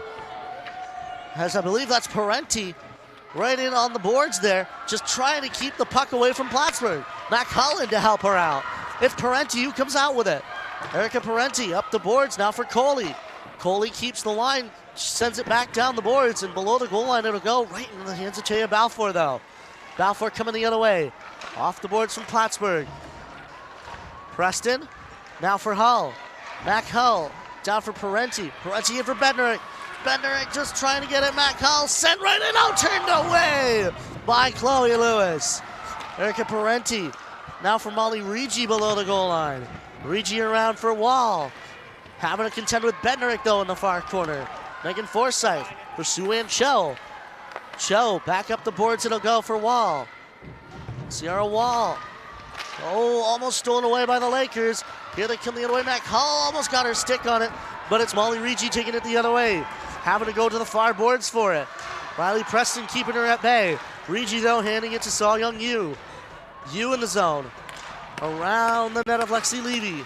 Plattsburgh now with the upper hand. Black behind the net of Levy. He's just looking around for it. Bednarik tried to get it out, and Kasperzak can't keep it in. Now over Sue-Ann Cho. Cho off the near boards into the zone it'll go. Riley Preston circling around. Oh, it's Lexi Levy reaching out for it and grabbing it. We'll send it back down to Chris DeLuca. Chris, what do you have for us? Thanks, guys. After one period, it has been all Plattsburgh. They dominated in the offensive zone while keeping the Lakers to only 2 shots on goal. If the Lakers want to come out with a win, they need to start getting pucks on net. The only reason the score is still tied right now is because the goaltender of the year, Lexi Levy, she has been a brick wall in net. Look for her to be the X factor in these next 2 periods. Back to the box. Thank you very much, Chris DeLuca, and you make a very, very good point. Lexi Levy has been standing tall all game here as Plattsburgh looking to win that faceoff here. But to your point as well, the Lakers have been getting some really good shots in on this second period, especially in the early stages. A quick shot there from Plattsburgh. Norton grabbing it. Quick shot turned away by a kick save from Levy. Keeping it in is Urban. Along the boards, Shea Jazeel. Long over for Norton. Norton sending it down. Helen Van Dam. Oh, back into the hands of Ruji. Kirkos trying to get it away, but it goes back below the goal line. Ruji reversing it. Back towards Megan Smith. Smith up the near boards.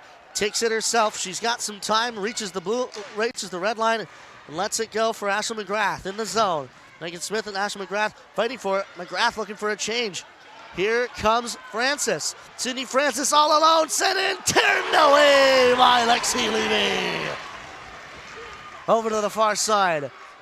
Trying to get it out are the Lakers, and they do, thanks to Leah Coley's efforts. Megan Forsyth back off the boards.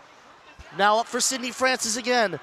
Contending with Pinty. Shot turned away by the leather Levy, and Francis goes diving over.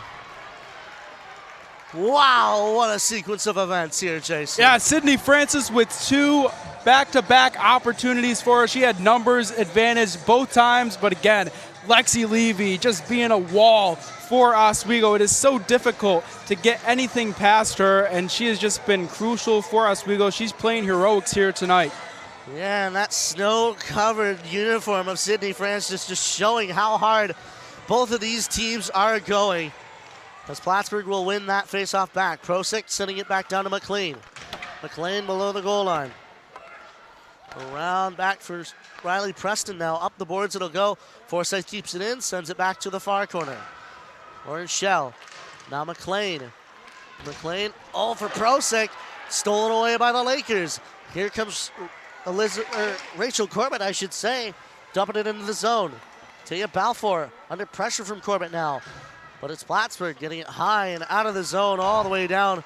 Lexi Levy turning it over towards Shea Jazeel. Jazeel's got some space here.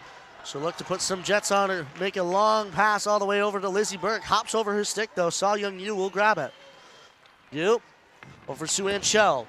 Off the boards. Olshansky now up for Molly Regi. Regi in the zone. Backhanded. Turned away by Lexi Levy. Wall now with it. Wall up past Saw Young Yu. It'll go all the way down.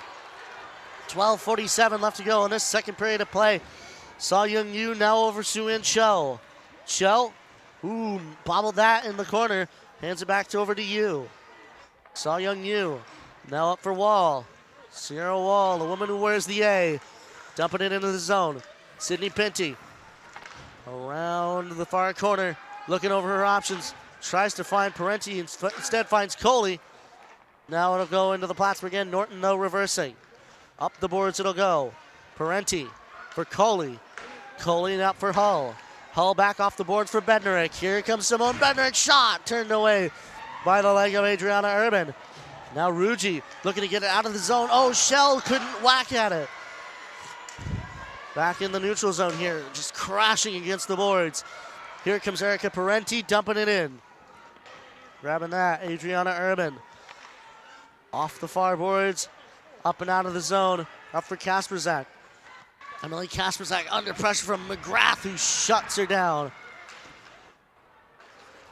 Now back over the other way. Oh, we've got an offsides, delayed offsides here. Sophia Kirkostas will grab it. Now up for Smith. Smith, shot, save made by Chloe Lewis. And boy, oh boy, both of these goaltenders here just being so big here, as Lexi Levy as well making some big saves. A couple here coming back around. That was Sydney Francis coming right in, as a lot of opportunities for Plattsburgh so far.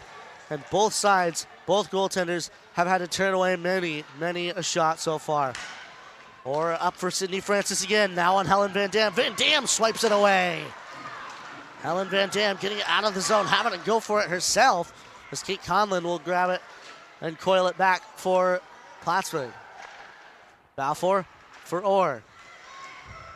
Balfour now over to Smith, and now Van Dam. Helen Van Dam long up for Corbett. Ooh, tipped off of her stick and into the crowd. Thankfully, nobody's hurt, and thankfully, Laker faithful will leave with a nice souvenir. Yeah, a unique souvenir. We don't see that too often here. The puck flying out into the stands. But again, for Oswego, they're doing a nice job just sticking with Plattsburgh and the intensity that both sides have brought thus far. Plattsburgh looking to grab it. It's Prosick sending it in. Leah Coley in the far corner. Getting it at Jaden Kelly, up for Majeski, trying to get it up for Corbin, who collided with Balfour. Prosick dumping it in.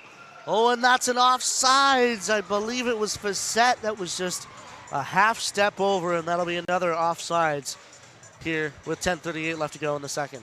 Yeah, and Rob, as you take a look here, I mean, again, for Plattsburgh, what they're really going to have to do to try and get the puck past Lexi Levy, it's going to start with the passing ability. If you can pass, if you can cause misdirection and cause Lexi Levy to lose track of the puck, that is where you can strike and find the bottom of the net. McLean a shot, gloved up by Lexi Levy. That one with some relative ease, but of course it will be an offensive zone faceoff for the Plattsburgh State Cardinals coming out. Yeah, and again, slap shots are not going to cut it for Plattsburgh. You're going to have to get into the passing ability for Plattsburgh. That is how you're going to cause the puck to get past Lexi Levy. 10:28 left to go in this second period of play here from the Deborah F. Stanley Arena. Face-off to the left of Lexi Levy. This one won back by Plattsburgh. Sue-Ann Cho tried to take a shot, but here comes Mac Hull off the block. Hull in with you. Oh, you just forcing her out, and neither of them, both of them crashing into the end boards.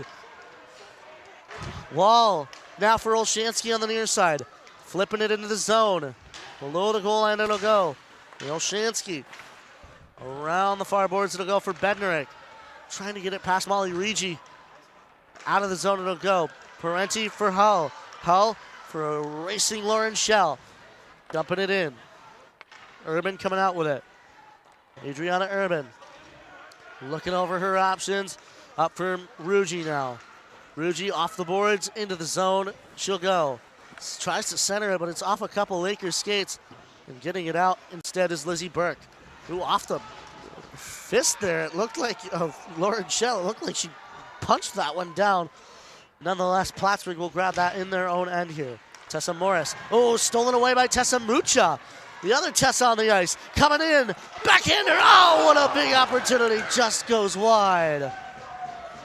Lizzie Burke on those near boards here. Burke coming out. Sends it right in towards Chloe Lewis, but Urban will pick it up. Sending it long up for Ruggi. Ruggi backhands it into the Lakers' end. Lexi Levy stopping that behind her net. Helen Van Dam now with it. Van Dam looks to find Tessa Mucha on the far side. Francis, trying to enter the zone. Got stuck on Shage's heel there for a moment, but she's able to dump it in. Van Dam, though, will grab it. Oh, and a little bit of a tripping there from Orr. Just a little stick action, but the Lakers able to break it out now. Up towards Kirkostas, hops over her stick, though. Ashley McGrath, though, racing for it. Trying to grab it from Forsyth. Forsyth, though, back up the boards. It'll go. Sydney Francis now. Here comes Plattsburgh into the zone. Leah Coley turning it away, keeping her outside. Francis looking over her options, sends it across. It'll go to the far boards. Prosick now. Circling back. Leah Coley pounces on that, steals it away, hands it to Kirkostas.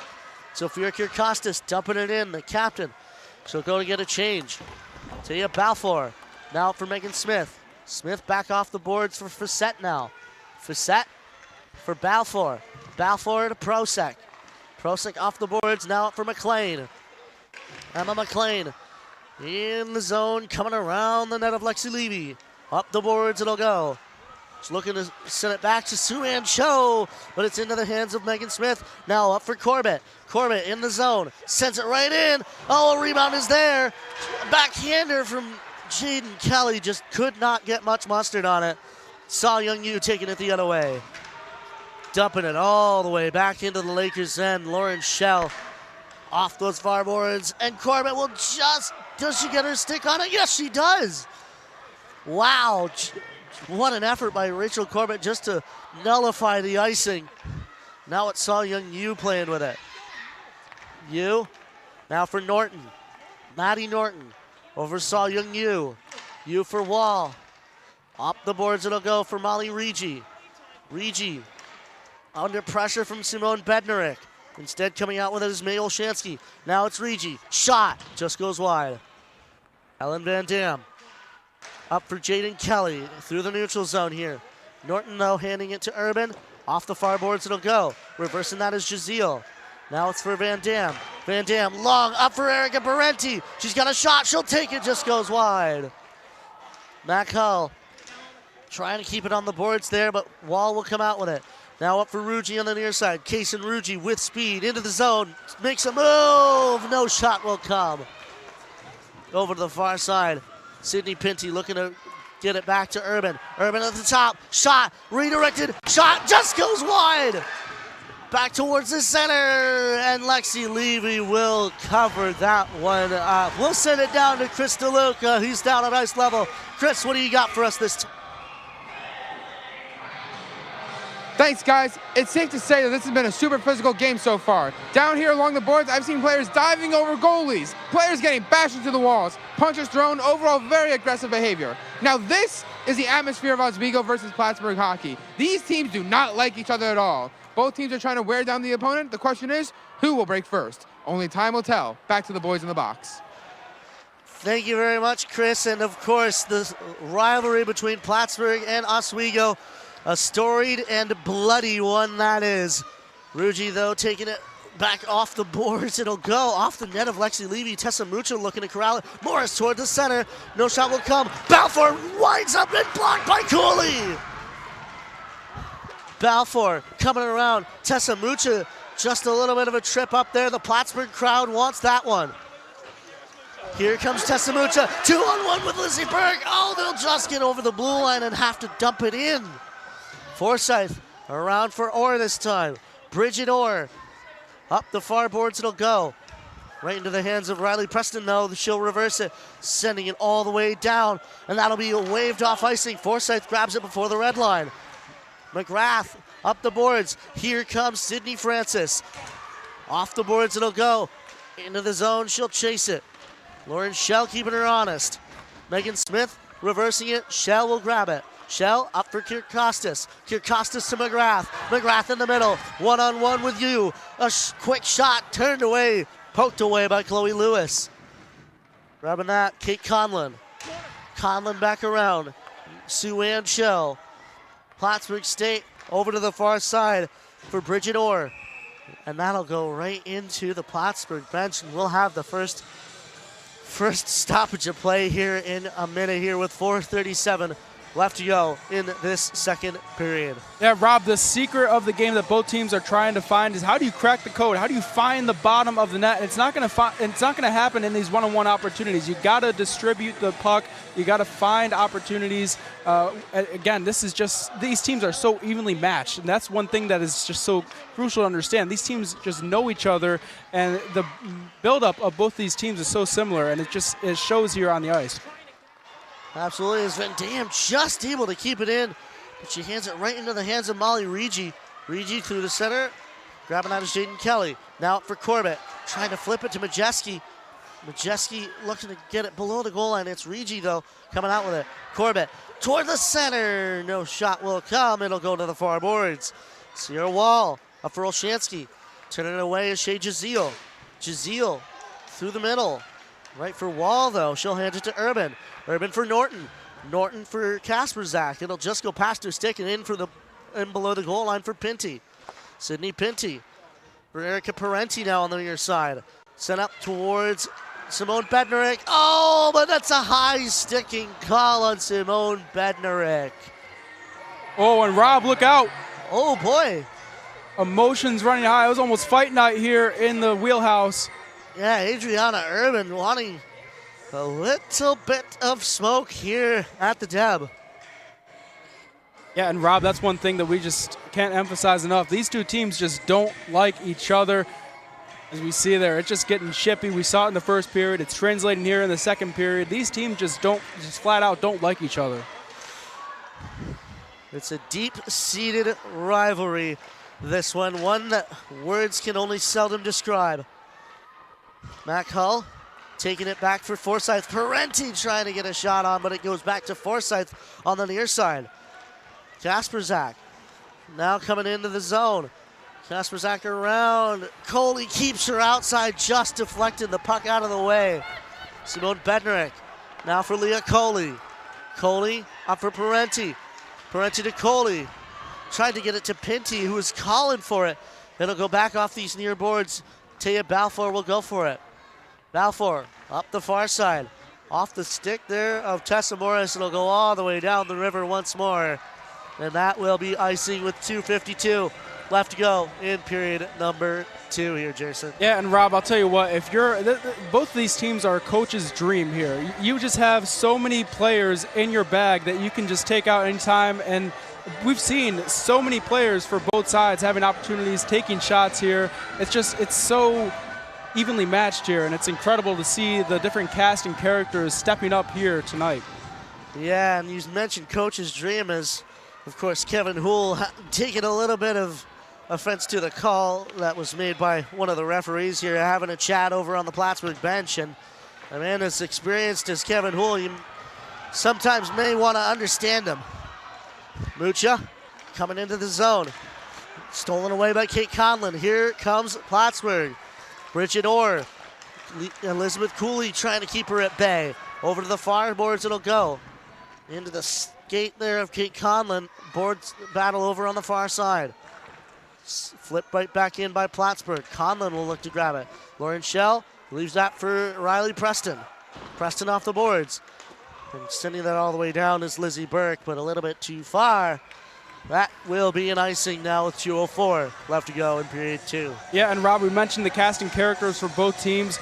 28 players in this game between the two teams have registered a shot in this game. It just speaks to the depth that both these teams have. Face off to the right of Lexi Levy in the Lakers' end. Face off one to the side by Oswego. Over for Burke. Past her. Up for Megan Smith now. Just over the red line. She will dump it in. Urban. Over now for Prosick on the far side. A Let's Go Lakers chant being kicked up on the far side of the Deborah F. Stanley Arena here. Prosick back off the near boards. Kirkostas looking to just reverse it the other way, but it's Megan Smith taken into the zone. Here come the Lakers. In for McGrath. No shot will come. Plattsburgh into the hands of McLean. McLean just trying to find an outlet.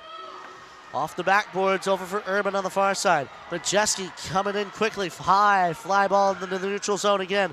Van Dam will look to grab it. McLean, though, tying her up a little bit. Van Dam's a little bit too strong for that, though. Nonetheless, it'll be sent back into the zone. Shea Jazeel, right off of Rigi, right in front. She scores!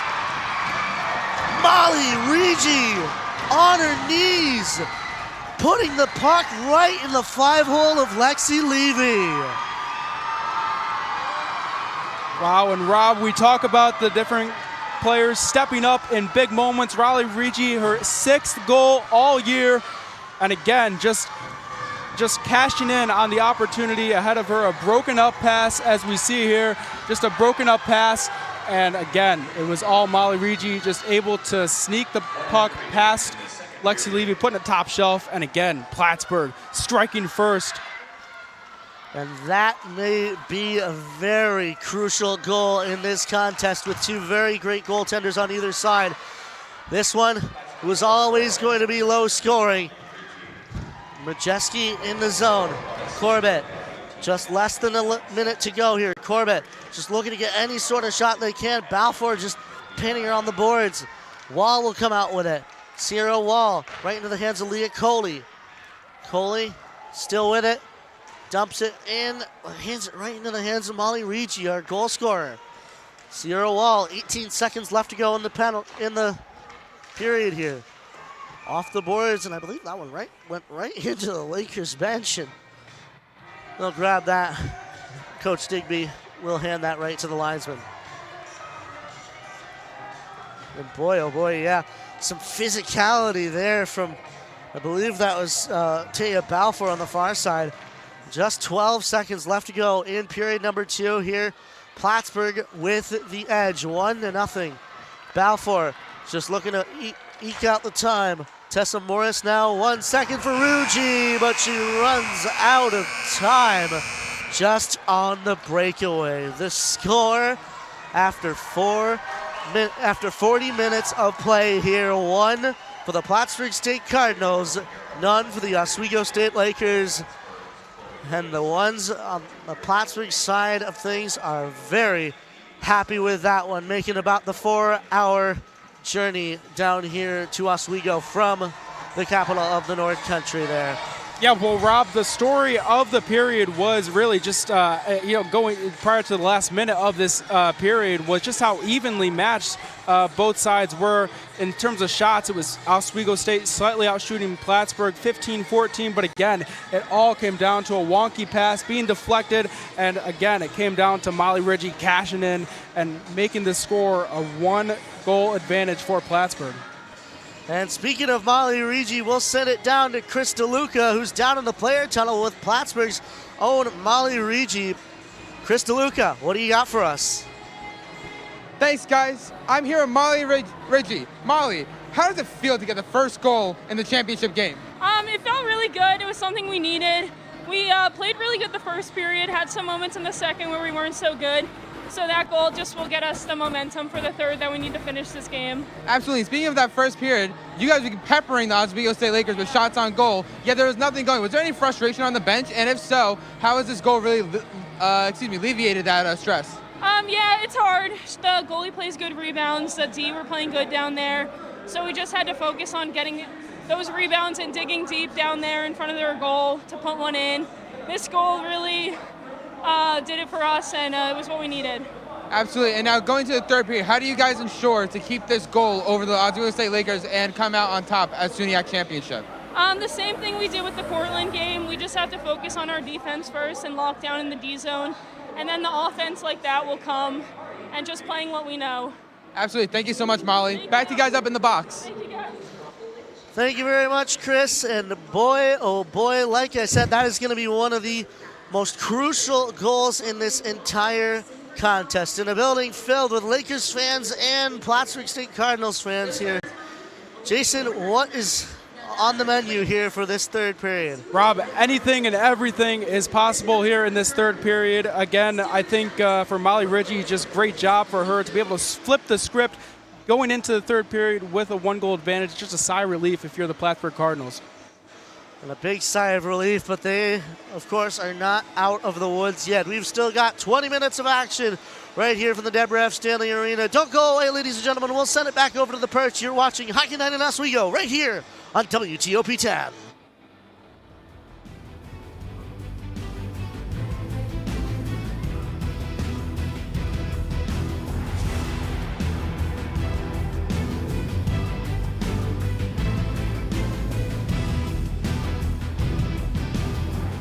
One occur for 2 decades, as the next time one will be visible over the continental U.S. He's May 84.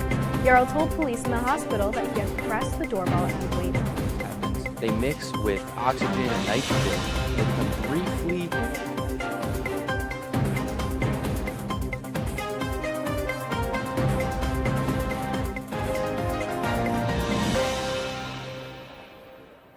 What's going on? Yeah, dude, we go on at like 11:30. It's like No. What do you mean no? It's 10:30. 10:30? Matt, it's 10:30. What do you mean it's 10:30? Hey, don't touch that. That's my ladder. Hey, man. Whoa. You know this book was already discounted 10%? Wow. Get a close up with that one. Broadcast news. Look at that. Can we go back inside? I want to sleep in the studio again.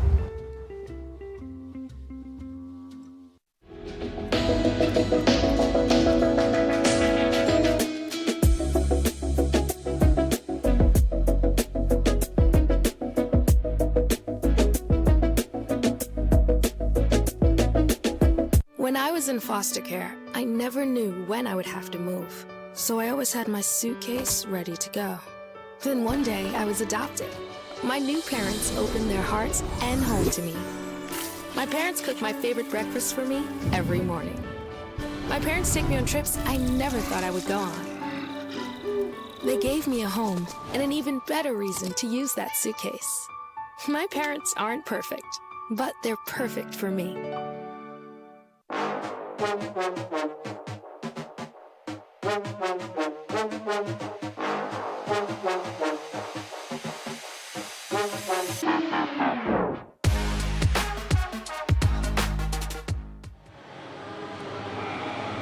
Hockey night in Oswego. We're in the second intermission report. Luke Blanger, Marcel Smith, and Connor Sangis. Finally, we get some scoring. What do you guys think about that period? What are your thoughts?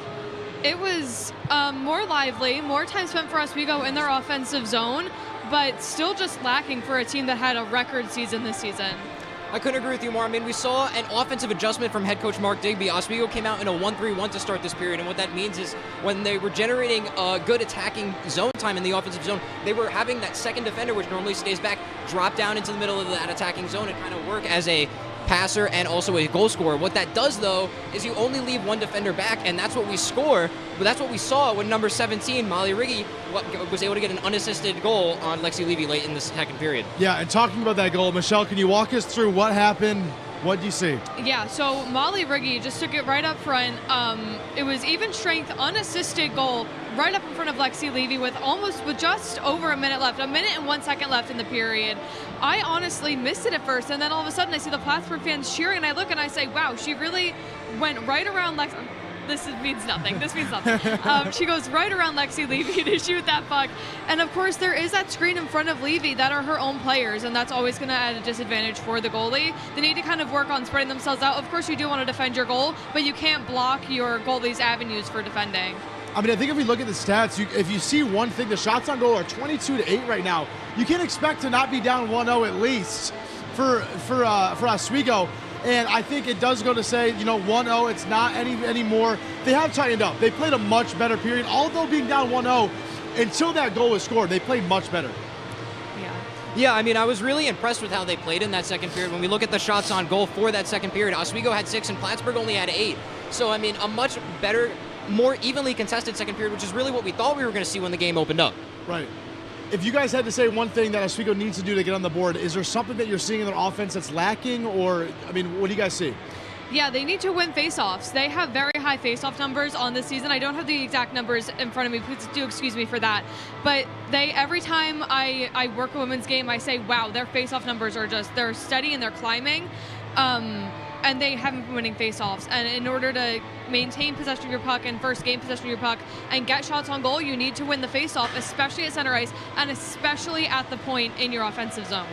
I couldn't agree with you more in terms of faceoff. I mean, I can't tell you how many times we saw the Lakers get set up in the offensive zone off of a faceoff, and then they just lose the puck and Plattsburgh immediately clears it. And for the Lakers, they haven't been able to get past that Plattsburgh forecheck, so those offensive zone faceoffs are so crucial because they just can't get the puck in that offensive zone. Right. Now, for Oswego, I was saying in the pregame that it's almost a deal of it's their game to lose. It's almost complacency, and I don't really know if that is what it is, but it almost seems like Plattsburgh, the underdog coming into this game, they have nothing to lose. They're not supposed to win this game, right? Oswego, number 4 in the nation, they're not supposed to come in here and kill Oswego, but it's almost showing that they've come in here and just they've played their game, and Oswego has not played their game. Do you think it's almost nerves for Oswego? Do you think they're just like, I don't know. What do you think is going on with Oswego? Yeah, I think Oswego kind of felt like they were a shoo-in to win and to go to this NCAA tournament. I think that they felt, they're a fairly even matched team, Oswego and Plattsburgh, but I think that they felt that they could move ahead just with practice, just with the things that Matt Cole was discussing in the interview with Loudon earlier. They practice and they practice and they practice, but you can't always account for your own kind of shortcomings. You can account for what the other team may do, and I think that they're falling behind more than they thought that they would. I don't necessarily believe that there's nerves. I mean, going into the third period, the nerves of this game should be gone. Right. You should be absolutely dialed. But when looking at, I think it comes down to coaching experience. I mean, Mark Digby before this year was 0-3 in the SUNYAC playoffs. He got his first win last Saturday in that 2-1 Oswego victory over Canton. But having someone who's won 7 national titles, someone who hasn't finished below third in Kevin Houle in his 22 years at Plattsburgh, I mean, this guy just seems like he's been there, done that, and it seems like he's drilled that into his team. Yeah. So no power plays this period, but physicality is still there. I mean, it's a SUNYAC championship, and they are wasting no time being physical, hitting. Do you guys see anything on the physicality end? Yeah, I think that there were some missed checks and some missed boardings along by the benches, but I'm not quite sure where that's coming from, why the refs aren't calling those. You know, sometimes you say, well, you know, a ref is leaning more towards the Lakers or more towards the Cardinals, but they're not calling really anything. Much to the chagrin of these spectators, they're not happy with the referees. Yeah. Yeah, I mean, I couldn't agree with you more. I actually heard one of the spectators on the Oswego side actually yelling out that Plattsburgh had paid off the referees. But that being said, I mean, I kind of like that the refs are letting these girls play. I mean, it's the SUNYAC championship. I understand that the last thing that these 4 refs want is for the game to be decided on a bad call by them. I agree with it. Let the girls play, but if something is egregious, you got to call it. Right. In the first 39 minutes, I mean, until that goal was scored, it's been defensive. It's been a completely defensive game. And even that goal, it was unassisted. It was almost a loose puck, my apologies, a loose puck for Plattsburgh, and they got it to go. But defense does win championships, so we've definitely seen that. Yeah, the defense is excelling. I want to make note that at exactly halfway through the game, Oswego only had 4 shots. Let's see, let's check the board here. Lexi Levy led in 1 goal on 20 or 22 shots, depending on which stat you're looking at, which really just says something for that defense. They're helping out Lexi Levy. She's playing well, and Plattsburgh is playing very well defensively as well in their zone. You mentioned defense. I mean, Plattsburgh's defense in front of Chloe Lewis has just been tremendous. I mean, only allowing 8 shots through 2 periods of play, through 40 minutes. I can't imagine how much of an easier day Chloe Lewis could be having in the SUNYAC championship, where she should be tested the most. Right. I totally agree. Chloe Lewis is playing well, but again, hasn't been tested that much. Well, 1-0 Plattsburgh. They finally get on the board. That is all for us until the 3rd period intermission, or it'll be the final then. SUNYAC championship on WTOP 10. We will see you soon after these messages.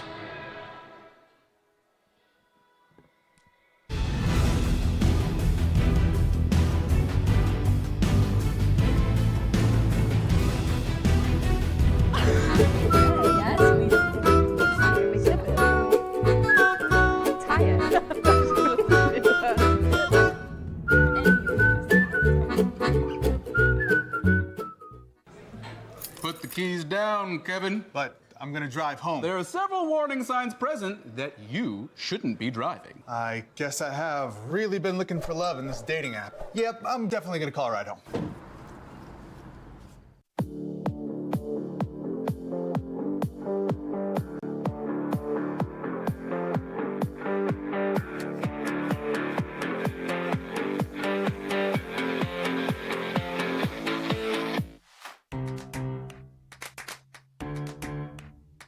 We'll deep dive into our feelings in our Real Talk segment. Stay tuned because it's about to get real.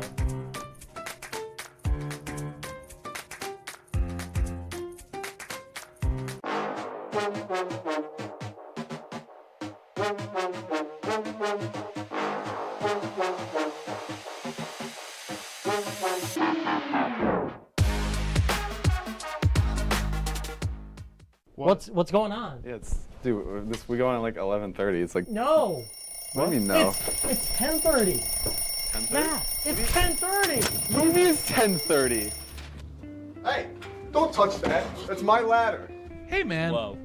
You know this book was already discounted 10%? Wow. Get a close up of that one. Matthew, Look at that. can we go back inside? I want to sleep in the studio again.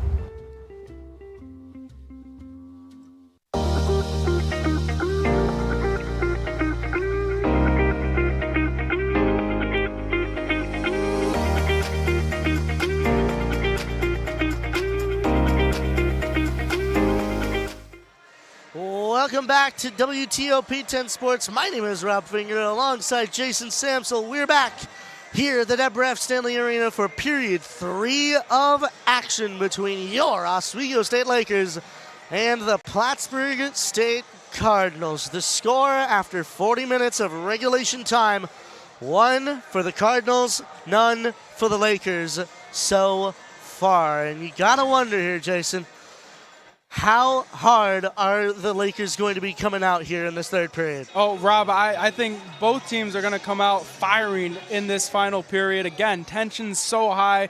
Everything's on the line in this final period. So if you're Oswego, you just got to come out firing. You got to try and take advantage of whatever mistakes that Plattsburgh makes, because that's what's going to come down to this game. That's how each team is going to win. It's going to come off mistakes. And that's how Plattsburgh was able to register a goal in the closing minutes of the second period. And again, for Oswego State, they just got to take advantage of the opportunities ahead of them. They're going to have good looks. They're going to have good sets. They just got to make sure that they execute their offense to a key, and again, take advantage of those opportunities when they present themselves. Opportunities are the name of the game, and this was the Oswego State Lakers in the first half of that second period that got most of the opportunities anyway, but it was the Plattsburgh State Cardinals who were able to capitalize, putting 1 goal on number 1 on the other side of the ice here. Lexi Levy on a shot from her knees. Molly Rigi, boy, what a shot that was, and what an opportunity just capitalized on by Plattsburgh. But Oswego will look to do the same and put one on that goaltender right there, Chloe Lewis. So far a shutout, but we've still got 20 minutes to go before a SUNYAC champion is crowned here from the shores of Lake Ontario. Period 3 of action is underway. Simone Bednarik looking to dump it into the Plattsburgh end here. They'll take it to the blue line. Parenti looking to go for it. And these Oswego State Lakers will be giving everything in this final period. Erica Parenti back off the backboards towards Mac Hull. Parenti back off those near boards for Simone Bednarik. A shot! Block it away there by Chloe Lewis. As Parenti looks to reverse it for Mac Hull, but it's Plattsburgh coming the other way. Riley Preston now over towards Bednarik. Wall tried to grab it, but instead it's Preston sending it back off those boards. Urban off the helmet there of Mac Hull. It'll go into the Plattsburgh end momentarily. They will go the other way with it though. Kason Rugi. Rugi circling back around, looking for another outlet, sends it down towards Wall below the goal line, but it's Riley Preston leaving it for Parenti, who gives it to Bednarik. Simone Bednarik, past the stick of Riley Preston there, but it's on net, so no icing. So fairly fortunate for her. Forsyth sending it all the way around. Rugi towards the middle. Helen Van Dam pokes it away. Tried to hand it over towards Megan Smith, but it's Shea Jazeel who'll get her stick on it. Van Dam now for Megan Smith. Smith's got Kirkostas to her right. Balfour, though, pinning it on the boards. Kirkostas comes in. Just looking to steal it away. It's a loose puck. Plattsburgh picks it up, courtesy of Kasperzak. Now up for Morris. Morris the other way. Plattsburgh off the boards. It'll go into the Lakers' end. Bouncing off the backboard, though. And Lexi Levy will get that to Helen Van Dam. Jazeel for McGrath. Off the boards to Saw Young Yu. Yu to Sue-Ann Cho. And now up for Bridget Orr. Back to Francis. Sydney Francis, a flip shot, and gloving it up is Lexi Levy with 18:09 left to go in period number 3 here. Yeah, Robin, Sydney Francis has been such a focal point for Plattsburgh in this game. She has just had a great look after great look. Francis has 3 shots, all 3 of them being on goal. And again, she's been crucial for Plattsburgh in this game. Battle back below the goal line. Canlin now up towards Sue-Ann Cho. A quick shot goes wide off the backboard. It just found the back door of Lexi Levy's net, but not a single Cardinal was there to hit it home. Leah Coley over to Jaden Kelly. Kelly off the boards. Long up for Saw Young Yu. To Jenna Majewski. Majewski for Corbett. Right back toward the center. Jaden Kelly couldn't hack it. Coley back down for Majewski. Off the boards. Leah Coley not able to keep it in. Coley saucer over to Pinty. Sydney Pinty coming in the zone. Big shot. Gloved up by Chloe Lewis with 17:20 left to go in period number 3. Yeah, and Rob, listen, slap shots are not going to get the job done in this game. Again, it's going to come off of passing and being able to distribute the puck. and being able to execute your offense. And for Sidney Pinty, for the Lakers, they really just have to find opportunities, being able to collapse and get into the net and try and find the bottom of the net here. Riley Preston got that off the faceoff, but Plattsburgh's able to grab it from their hands. Olshansky into the zone. Shot just goes wide. Sierra Wall around below the goal line, it'll go. Plattsburgh just trying to get any other sort of opportunity they can. Riley Preston protecting it for Oswego. Off the boards it'll go. Lizzie Burke tried to get it up to Elizabeth Cooley, but just two defenders between her able to intercept it. Oh, Lauren Schell. Ooh, thankfully for her case anyway, she wasn't called offsides, but here comes Norton. No shot will come. Helen Van Dam picks it up. Now for Cooley. Cooley tried to get it to Pinty, but instead it'll go to Urban. And now to Kasperzak, dumping it in. Around the boards it'll go. Kason Ruji under pressure from Lauren Schell. Back below the goal line, Kasperzak grabs it.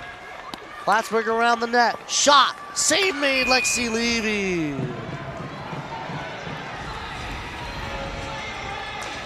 And we'll send it down to Chris DeLuca. Chris, what do you have it for us this time?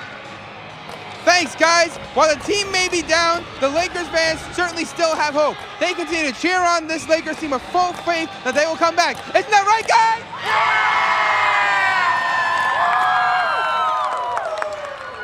Yeah! You can hear right there. Time is dwindling down, but these fans' hope is not. Back to the guys in the box.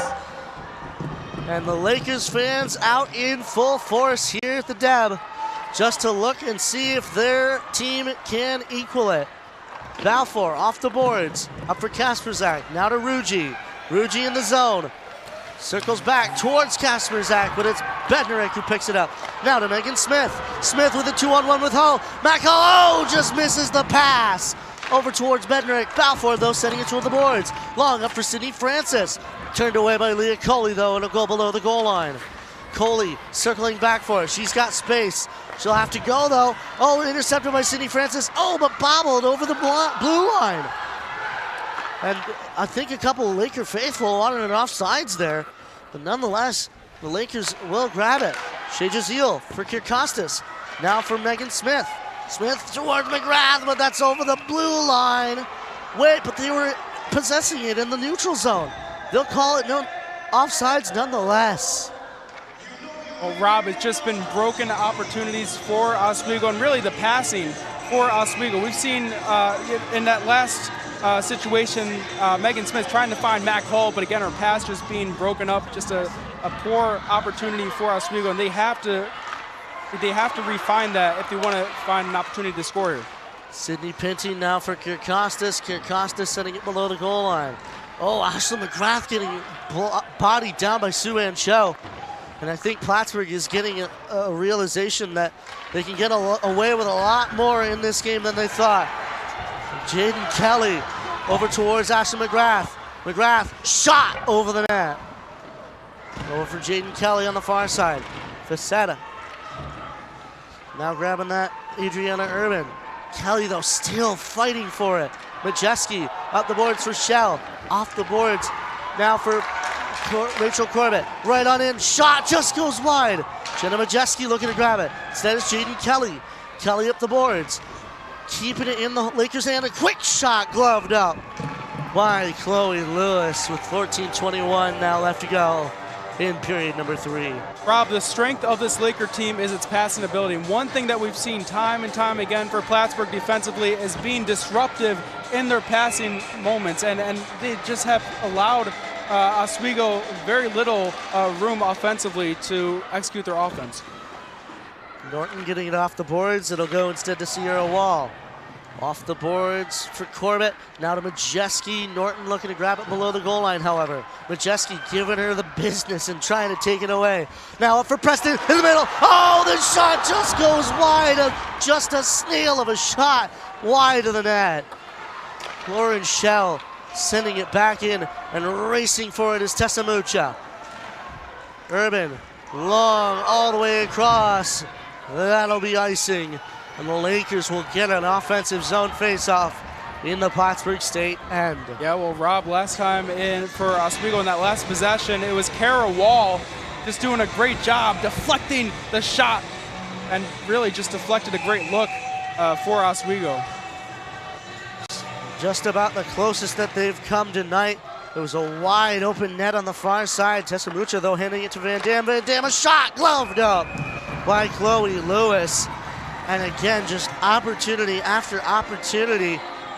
The Lakers just have not come up with one yet, but they've still got a lot of time in this game here, Jason. Yeah, and credit to Plattsburgh because they've just stood tall defensively and just done a great job being able to deflect any opportunity that the Lakers have had, any opportunity of momentum here in this game. One back by Van Dam, but it'll be Kasperzak sending it around for Balfour. She gets it up to Tessa Morris.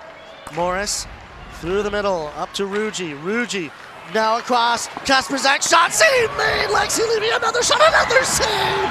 Lexi Levy, 2 big saves to keep the score as it stands. Forsyth all the way around. Leah Coley grabbing that. Lakers coming around. Leah Coley for Shea Jazeel. Back to Coley in the zone. Shot, save made by Chloe Lewis. Off the glass it'll go, back up the boards. We've got some fire wagon hockey now. Facette having to deal with Leah Coley as they get tied up. Back behind the net. Bednarik off the boards, all the way up for Saw Young Yu. Yu back for Sydney Francis. Matt Hull intercepts. Suan Cho, though, back up the boards. The Plattsburgh bench calling for a penalty, and so do some of their faithful. But it's Sydney Pinty now. Pinty over the blue line, into the zone it'll go. Saw Young Yu. Now over for Suan Cho. Back to Yu. Over to Orr now. Orr long across to Sydney Francis. Doesn't get controlled by her. Instead it'll be Shell. Lauren Shell dumping it in. Saw Young Yu growing to grab it. But instead it's Kirkostas who does. Kirkostas sending it back below the goal line. Suan Cho, though, picking it up. Back up now for Lauren Shell. Across, off the boards for Preston. Shot blocked away by Saw Young Yu. Prosick now, up the boards. Smith a shot off the glove of Conlon. Suan Cho, we've got a penalty coming up. And is that on the Oswego State Lake? No, I believe that's on. Is that on Plattsburgh? My goodness. A slashing call nonetheless was the call by the referee, but is it Suan Cho who's going? Because he pointed at Suan Cho. What chaos. Yeah, Rob, some confusion here on the ice. I mean, we have seen it all. We have seen it all happening here. And again, a crucial face-off for Oswego nonetheless. And it's Suan Cho from Madison, Alabama, going to the box, a former member of the Florida Alliance. 2 minutes in the box, the first power play of the day for the Oswego State Lakers. Sydney Pinty at the point, down for Corbett. Corbett at the hash marks. Around the circle she comes. A Let's Go Lakers chant ringing through the dab. Corbett for Coley. Coley down below the goal line. Back up the board, she'll go for Pinty. Pinty almost wound up there, but she hands it to Kelly. Jaden Kelly, shot off of Majeski's back. Here comes Regi the other way. Molly Regi, 2-on-1 with ball. Pinty will face off on Regi, and Coley will block her down there. And the Plattsburgh crowd wants a call. Jenna Majeski on the near side. Going back to Corbett now. Corbett around the other way. Now for Coley. Leah Coley. Ball turned away by Conlon. She's able to steal it away. And Majeski and number 12, Maddie Norton, just fighting in front of the net. Plattsburgh will get it out. Long all the way. 55 seconds left to go on the power play. Simone Bednarik. Over now for Ashley McGrath. Up for Parenti. Right on in. Oh, she can't get the shot off. Now for Bednarik. Bednarik across for Shell. Shell, Parenti, no shot. Conlon off the boards. Right in on Shell. She keeps it in. For McGrath. Now for Bednarik at the top. Simone Bednarik for McGrath. Goes back to Shell. Sent right in. No shot. Bednarik, shot. Blocked away by Chloe. And Shell now a shot. Off of wall. Bednarik not able to keep it in. 16 seconds remain. Bednarik coming in for one last push over towards Mac Hall. She'll get it in the corner. Up now for Shell. Back across for Ashlyn McGrath. McGrath right in. Turned away by Urban. Off the boards. We're even strength. Bednarik off the boards. Urban will recuperate it. Bednarik will grab it. We've got a penalty. That's 6 on for Plattsburgh. Too many men. They're going back to the box. Oh, Rob, listen, we've talked about Plattsburgh, how disciplined they've been all season, but now back-to-back penalties for Plattsburgh, and that means back-to-back opportunities for Oswego. And listen, it's all about redemption. That's what this story has been for Oswego all season, trying to right the wrong that you've seen year after year. And again, for Oswego in that last power play situation we saw, it was a couple players with good looks. In that look, they got the shots off there, but if you're Erica Parenti, you're kicking yourself because you had 2 passes going your way that just got deflected that you couldn't corral in. And again, this is what's crucial here. This is the time to right the wrong here if you're the Lakers. And again, we saw in that power play opportunity, the Lakers able to execute their offense. We haven't seen that really all game. Marina McCann, the one serving the bench minor, as the Lakers will go on a power play again. A gift from above, this one. Pinty for Kelly. Blocked away by Balfour. She loses her stick, though. Now over for Corbett on the far boards. Wall trying to corral it now. Up the boards for Pinty. She keeps it in. Sydney Pinty. Now for Jaden Kelly. Kelly looking over her options. Hands it back to Pinty. Pinty for Leah Coley. Coley back to Pinty. Pinty, lost it. Kelly was just able to recuperate it, just keeping it out the Plattsburgh State hands. Pinty just forwarding it into the zone and keeping it in the zone of the body. It'll go into the neutral zone, though, for Coley. Plattsburgh trying to get it and keep it out of their zone here. Leah Coley's got an opportunity. Tried to send it over to Jenna in the slot, but it's McGrath now on the near boards. McGrath trying to keep it in off the pressure from Wall. Bednarik down the boards for Coley. Back to Bednarik. Bednarik over for Mac Hull. Back to Bednarik. Shot. Save made. Parenti around the circle. Now across for Shell again. Hull to Shell. Shell back to Mac Hull. Hull back to Shell. They come closer. Shot. Save made. Rebounds there, though. They blew the whistle. He blew the whistle. It wasn't covered. Rob, we saw a couple gifts to the Lakers, and now we see a gift to Plattsburgh here. And again, that was awfully close. I'm kind of surprised that they blew the whistle on that one. Again, this is crucial here. This is a crucial face-off for both teams to try and regain the momentum. 31 seconds left to go in the power play.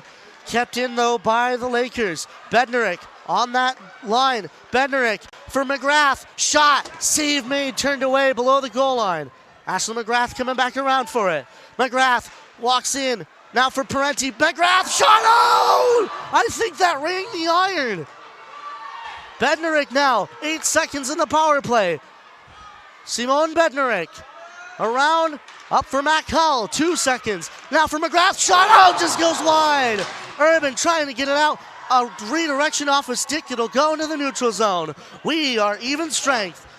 Bednarik just a little bit tied up. Hands it to Shell. Shell coming into the zone. Lauren Shell right on in. Right into the hands of Emily Kasperzak, though. Here come the Plattsburgh State Cardinals. Tessa Morris, Helen Van Dam putting her on the boards. Kasperzak towards the middle. Oh, turned away by a skate. In the middle, though. Morris, blocked the score! And Plattsburgh with a 2-goal lead. Trying to get Rachel Corbett out of the way, and Corbett is pissed. My, oh my. Rob, the story of the period was Oswego dominating time possession, but again, Plattsburgh being so well disciplined, staying with it, withstanding 2 penalty calls, withstanding 2 power play opportunities, and again, finding the opportunity, finding the look that they wanted, and they were able to put the puck top shelf for the second time in this game. And Rob, with how evenly matched this game has been, it could be the dagger potentially. Well, that's if the Oswego State Lakers can't find something here in the next couple seconds.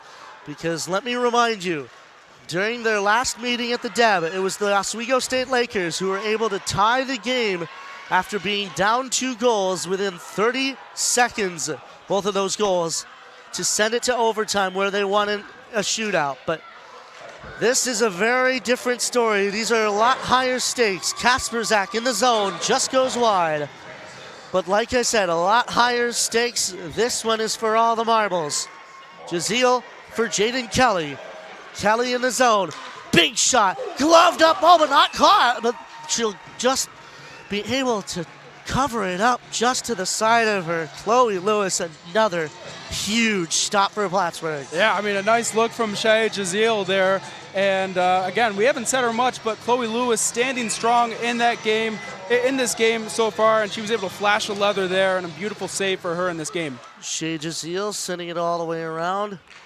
Over to the far corner, Ashley McGrath trying to grab it. Instead, it's sent around to the near side. Sierra Wall kept in by Shea Jazeel. And you've almost sensed that the Lakers are slowing down a little bit in this one. Olshansky will grab it for Plattsburgh. Here Costas.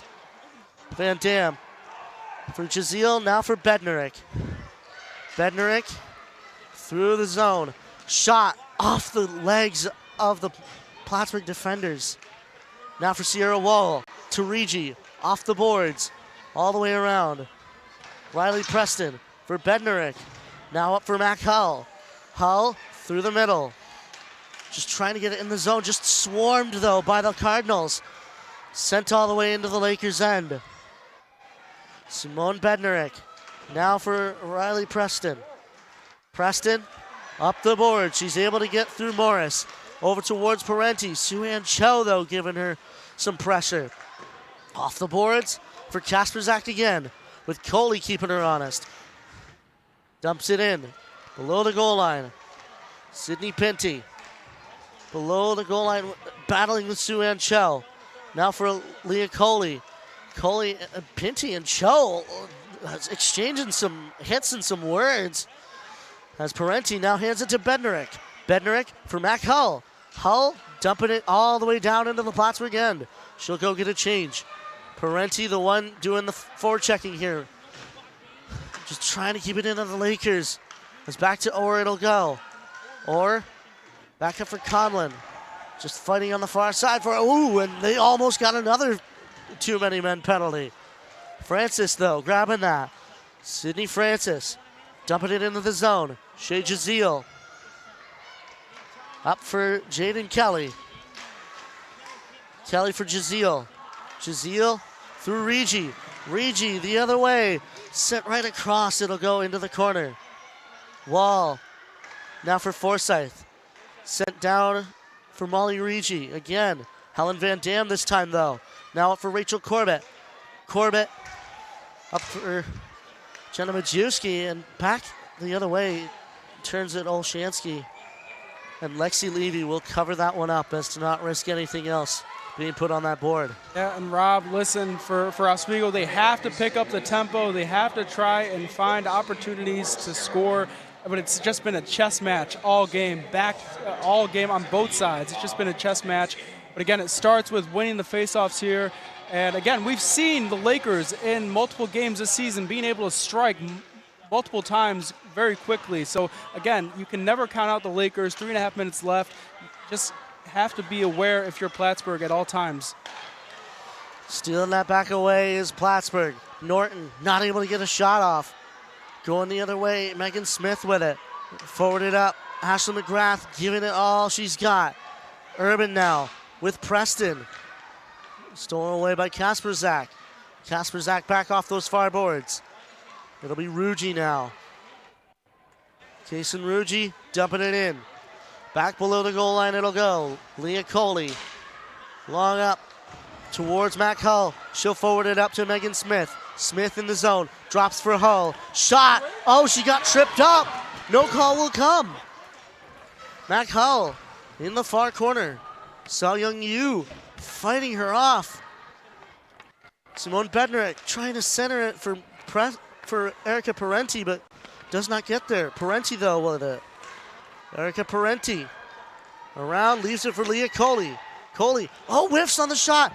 She tries to stay with it, though, as Sydney Francis will look to steal it away. Parenti trying to get it on her stick as well. Parenti dumping it in. Around it'll go for Adriana Urban. For Orr now. Orr off the body of Bednarek, keeps it in momentarily, but it'll squirt into the neutral zone. Back for Urban, across for Song Young Yu, and now for Sydney Francis. Francis in the zone, dumping it in.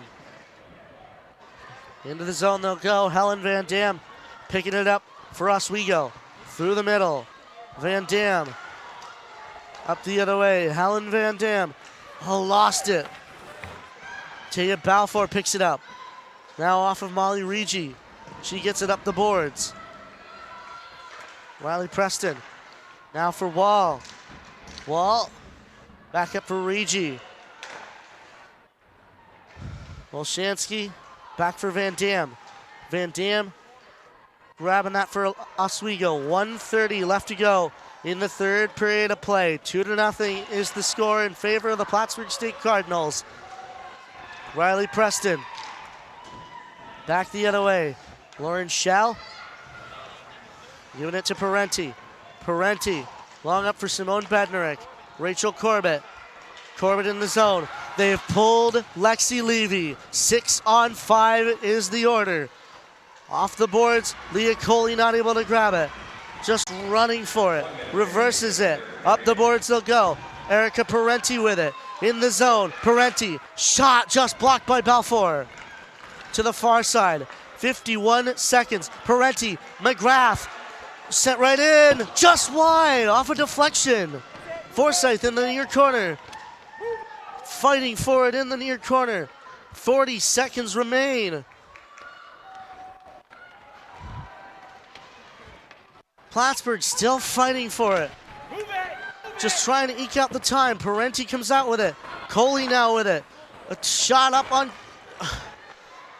Emily Kasperzak. 20 seconds left. It was this time last year that the Plattsburgh State Cardinals were denied the inaugural SUNYAC championship by the Cortland Red Dragons, but it is here at the Deborah F. Stanley Arena where the Plattsburgh State Cardinals, for the first time as SUNYAC contenders, will win the SUNYAC championship. Yeah, and Rob, what a story for Plattsburgh. Both sides were aiming for redemption this year, and for Plattsburgh, they've reached the mountaintop, and they seized their opportunity, and they have won the SUNYAC championship. The SUNYAC runs through Plattsburgh once again. What a performance from them. It was physical. It was back and forth. It was evenly matched. It was evenly strength, but Plattsburgh wanted it more. They were able to execute better offensively, and again, Plattsburgh putting their stamp in the history books, and they come out on top as SUNYAC champions. What a game, Rob. It was back and forth all the game, but again, just Plattsburgh doing a nice job staying with Oswego and matching their physicality in this game, and it was just an incredible performance from them. They were so well disciplined, able to match Oswego, and they just did an incredible job, and credit to them. They are SUNYAC champions. They dethroned the Lakers, the regular season champions, and they have the championship. Elation is all that can be described in the Plattsburgh State Cardinals camp, but utter heartbreak is the word for the Oswego State Lakers and all the seniors that contended in this year here. We'll go down the list. Lexi Levy, Mac Hull, Maya Booth, Riley Preston, Jaden Kelly, Tessa Mucha, Ashley McGrath, Lizzie Burke, Sophia Kirkostas, Lauren Schell, and of course Simone Bednarek. Their final year as Oswego State Lakers. They made it to the final, but they were not able to do it. And it ends in the same exact score as their only SUNYAC regulation loss to this year to this exact team. 2-0 final score from the Deborah F. Stanley Arena. A shutout for Chloe Lewis of Monson, Massachusetts, of the Northwood Prep School. And you gotta think, what a game that was played by the Plattsburgh State Cardinals. But as well, what a game for the Oswego State Lakers. It was diving, it was desperation, it was everything you could have wanted from playoff hockey here in Division III. But of course, it's the Plattsburgh State Cardinals who come out with the victory. Yeah, Rob, you said it best. This exemplified the best that the SUNYAC has to offer. These are two incredible programs, and credit to Oswego. They had an incredible season, an historic season. But again, just a little uncharacteristic for them in this game. We saw time and time again, Rob, that you saying pass deflected or pass off, an off pass for Oswego, and that was really the key here in this game. Just deflected pass after deflected pass. Oswego just seemed off all game offensively and just were not able to get into a rhythm. That's a credit. It's a testament to Plattsburgh's defense. They looked prepared. They looked ready to go, and they applied the pressure early, were able to sustain it, and they come out victors in this game. And the North Country will be happy with that one, but the locals here in Oswego silenced in their own arena. Not a single roar of a goal in a championship game like this here from the Deborah F. Stanley Arena. They gave everything that they possibly could. The fans gave it all. They came out in droves. This was the largest crowd that a women's hockey game has seen essentially all season here, and especially for her, Lexi Levy, arguably the face of this team. Utter defeat. You have to feel for those Oswego State Lakers on your screen, and especially for the SUNYAC coaching staff of the year, just not able to convert in the biggest game of their careers. Yeah, and Rob, again, it's such a deflating feeling. But again, to your credit, as you said, this was the loudest the Wheelhouse has been for a women's game, and that's a testament to both these teams. These are incredible teams. This is just great hockey, and it was great hockey being played on the ice here today, and respect to both teams. They put on a show, and it was worthy of being a championship game. It very much was, and you couldn't ask for anything but this. The Plattsburgh State Cardinals versus the Oswego State Lakers for the SUNYAC championship. But it's Plattsburgh, the crew that came 4 hours of a drive from all the way on the shores of Lake Champlain to the shores of Lake Ontario. And they were the ones who will go back on the bus with the hardware. The Plattsburgh State Cardinals, your 2024-25 SUNYAC champions. Rob, it was a great game, but again, what's so great about this is we have another game after this, the men's game, and it'll be the same exact matchup. Oswego, Plattsburgh, rivalries being renewed and rivalries being established, and this is what it's all about, playing for the SUNYAC championship, both games being contended for the SUNYAC championship. It's just an incredible testament to both these hockey programs on both sides, the men and the women. These are two storied hockey schools, and they have just credit to them because they have just done a great job this season for both sides. And Helen Van Dam being given the Elite 20 award. She was certainly going hard the entirety of this contest here at the Deborah F. Stanley Arena. And thankfully for her as well, she will be returning to these Oswego State Lakers next year. She is a sophomore from Pittsburgh, New York, believe it or not, from my old youth hockey organization, the Syracuse Valley Eagles, a team that I played for about a decade. Yeah, women's teams were always the greatest parts of that organization, and Helen Van Dam, a product of that. Yeah, and Rob, it's certainly interesting to see the amount of seniors for Oswego versus Plattsburgh. 12 seniors versus Plattsburgh, just 4 seniors on that Cardinal team. But again, it was the young faces for Plattsburgh. They have 11 freshmen for Plattsburgh, and they have just been incredible this season. They've contributed in such a large way, and that's the reason why they were able to clinch the SUNYAC championship this season. And Tessa Morris getting her picture taken by many, many, many of the photographers down at center ice. And she will go back to her team with the ultimate victory. Molly Ricci as well being recognized. Yeah, the 2 goal scorers in this game. And what an effort they have made for their Plattsburgh State Cardinals team. And it is, it's because of them that they were able to take victory here. And Jenna Majewski as well, coming to meet them at center ice. Yeah, and Jenna Majewski did a nice job defensively all game for Oswego.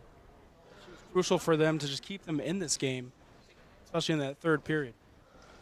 And Majewski as well, shaking hands with Morris and Rigi, because at the end of it all, it's always the respect that shows through.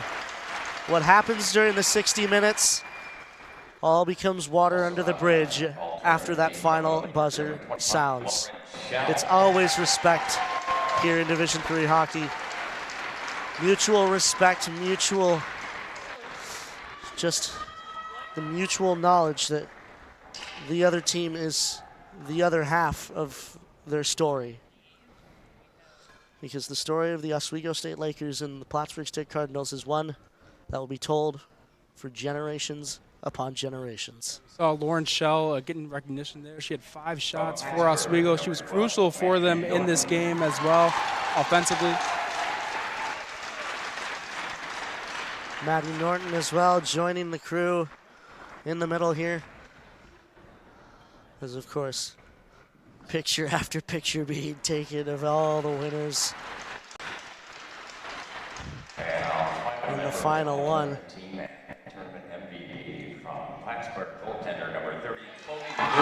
tournament MVP, Chloe Lewis, who came in and shut out the Oswego State Lakers for only the 2nd time this season. Yeah, and Rob, you said it best. Chloe Lewis doing virtually the impossible and shutting down this Laker team. She had 17 saves in the game, and all 17 of them were so crucial. Any one of them getting past Oswego would have been a game changer in this game, but credit to Chloe Lewis. She's able to stand strong and just did a nice job being in the right position at the right time, and she is deservedly the MVP of this tournament.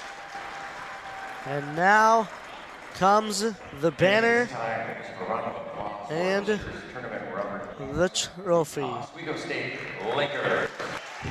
First of a round of applause to that team right there, the Oswego State Lakers, the most dominant Lakers team in their 28 seasons of contention. Yeah, and Rob, you see for Oswego, as we see the team, they just do not look excited at all, but a lot to celebrate for them. What a season for them, and what a season for Plattsburgh. I mean, what an incredible performance for them in this game.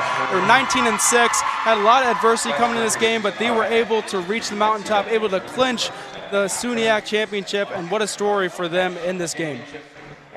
And the Plattsburgh State Cardinals will lift the trophy as the 2024-2025 SUNYAC Women's Champions. And what a game it was, what a contest they brought to the Deborah F. Stanley Arena from the North Country, and what a product they put on right here in front of us. And of course, as well as we say all this, we hope that you at home have been able to enjoy it just as much as we have right here in the press box. Yeah, and Rob, listen, I just want to take this opportunity. This is my last call here in the Steve Levy press box, and I just hope you can give me a moment here to shout out my family. I want to first of all thank my Lord and Savior, Jesus Christ, for giving me the opportunity to be here. I want to thank my mom and dad, Chris and Christine Samsel, my brother Brendan, my sister Colleen, my brother-in-law Matthew, and my beautiful niece Maeve. I love you all so much.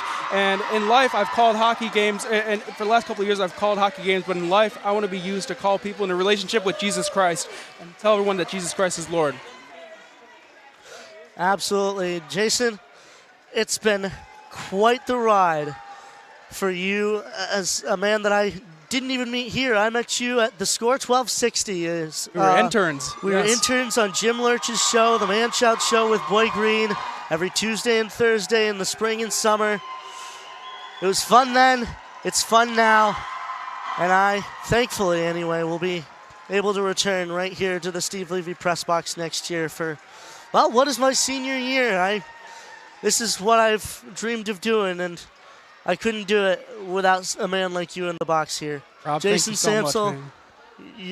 you're a heck of a man. You're a heck of a man to call a game with. I couldn't agree more, Rob. It was an honor to call it with you. And again, we were interns. To go from interns to now calling SUNYAC championship games, it's incredible. Absolutely. I couldn't spend an afternoon like this any other way. But ladies and gentlemen, thank you very much for tuning in to WTOP 10 for our coverage of the SUNYAC championship. Of course, the Plattsburgh State Cardinals are the ones who leave with all the hardware. They will make the trip back up Route 81 to the Route 11, go through Watertown, Governor, Canton, Potsdam, Malone, all the way to Plattsburgh with the trophy for the 24-25 SUNYAC championship. It's all about Plattsburgh today, this afternoon, and we will have the same matchup coming up this evening. But we will send it down to Chris DeLuca, who's down at the ice with the victors. Chris, take it away. Thanks, guys. I'm here at Matty Norton. So all the hard work this season has finally paid off. SUNYAC champions. How does it feel? It's awesome. It's great. We have a great group of girls. We've come together at the right time. We had a few rough bounces during the middle of the year, but we prevailed and we learned a lot from it, and we're a really great team all together. It's great. It's fantastic. Absolutely. Now, with the win, you guys punched your ticket to the NCAA tournament. What do you guys plan on doing to prepare for such a huge tournament? Continue to do what we've been doing. We've had a great ozone pressure. We've been playing shutdown defense. We're not going to change anything, and we're just excited and we're really happy.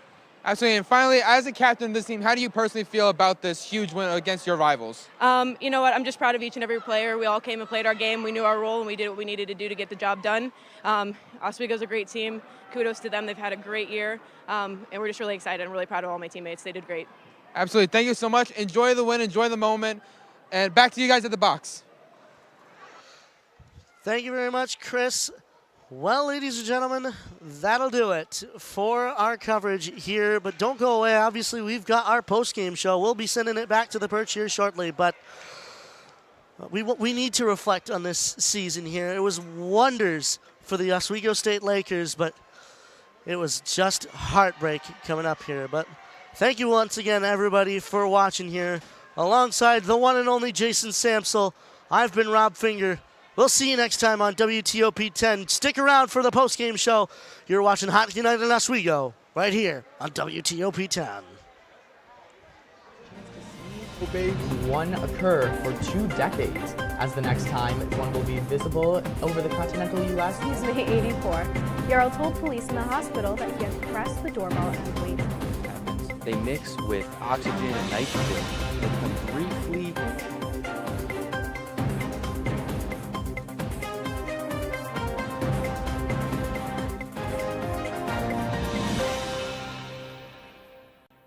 What's going on? Yeah, dude, we go on at like 11:30. It's like No. What do you mean no? It's 10:30. 10:30? Yeah, it's 10:30. What do you mean it's 10:30? Hey, don't touch that. That's my ladder. Hey, man. Whoa. You know this book was already discounted 10%? Wow. Get a closer with that one. Matthew, Look at that. Can we go back inside? I want to sleep in the studio again.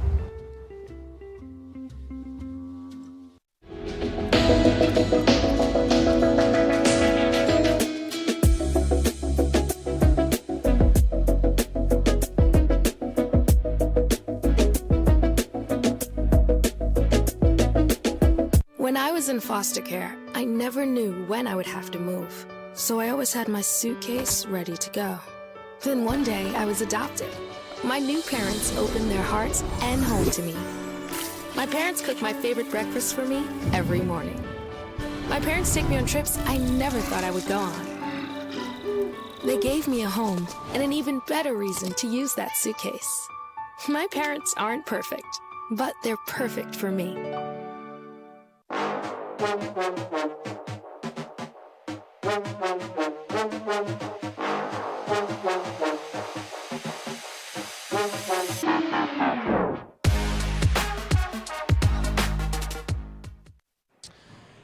Your 2024-2025 SUNYAC champions, the Plattsburgh Cardinals, get it done in the Deb.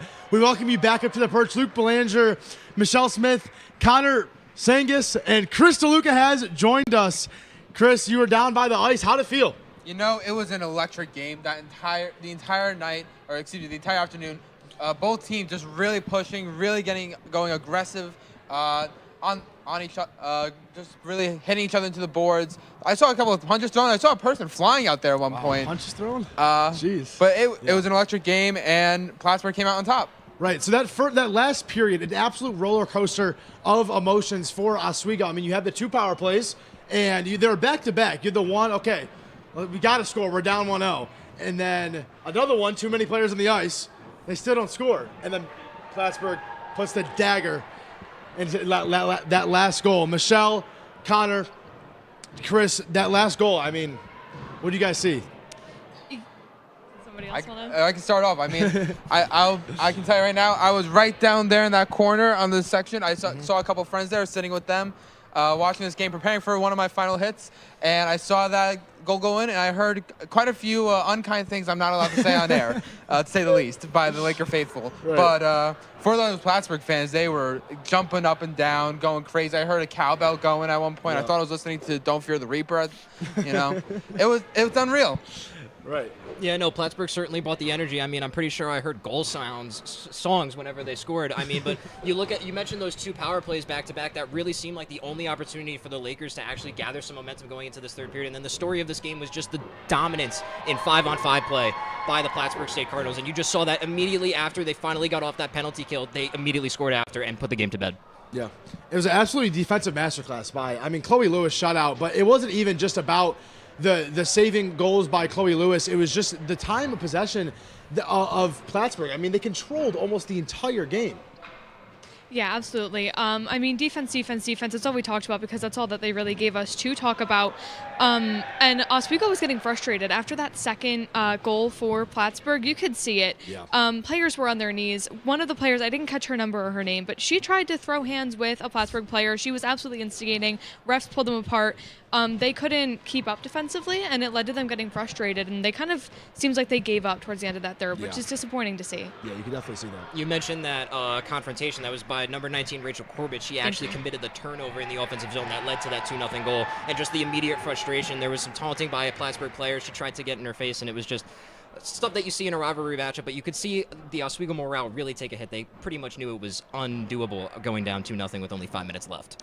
Absolutely, and I mean, going back to the history books from this past season, they were down 2-0 in their first matchup here in the Deb during Whiteout weekend. They were able to come back. I saw some of the will, especially in the power that they were like skating. Not to combat your point, but they were skating like they knew they could. They believe that they can get back in this game, and unfortunately they just couldn't. And that's a very, very much thankful to the Plattsburgh State Cardinals, their defense. I mean, they had 18 blocked shots on the Lakers' 53 shot attempts. Only 17 reached a goal. That is an insane number. Yeah.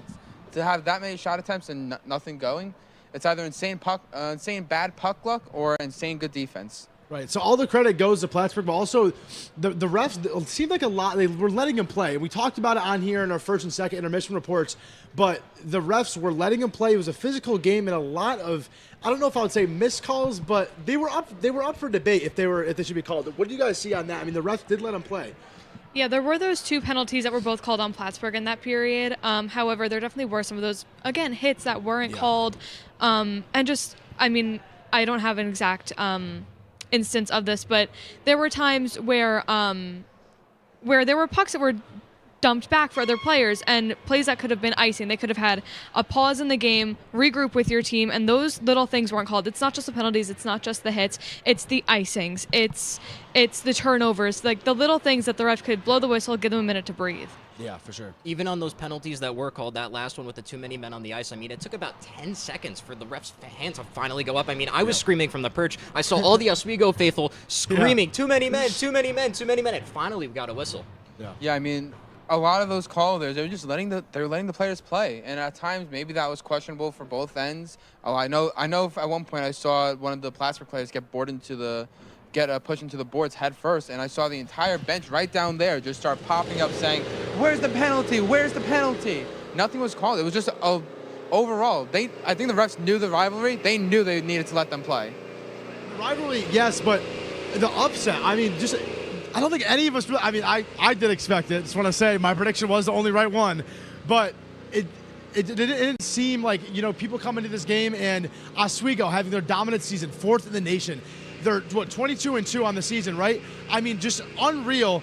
And they come in and get, honestly, shut out by Plattsburgh. They control the whole game. The upset, I mean, what can you guys say about just how much Oswego was honestly supposed to win this game? Oswego just honestly from the get-go looked tired. It looked like that maybe it was a lack of I don't think it was a lack of preparation. I mean, I can tell you from my own experience coming to early practices, I saw them practicing. They were really trying hard. But maybe I honestly believe that Plattsburgh just came into this so much more like well prepared. They knew their opponent, they knew the opponent's strategy, and they just were able to capitalize on those chances. Plattsburgh clearly looked like a team that had played Oswego for the 4th time and had actually spent so many hours in that film room figuring out what schemes work, what positions to get into, and I mean from unprobable to undeniable, the Plattsburgh Cardinals were your 2025 women's ice hockey champions, SUNYAC ice hockey champions. Yeah.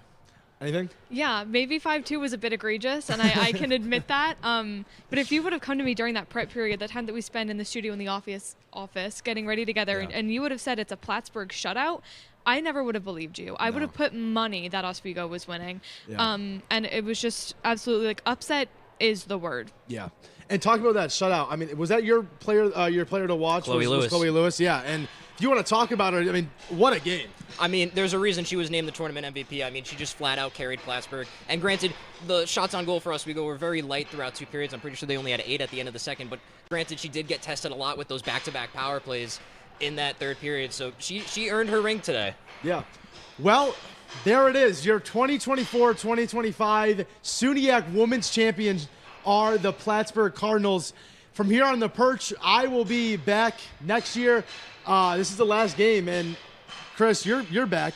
I'm going to be back next year. Right, we're all going to be back. I believe we're all going to be back here. Right.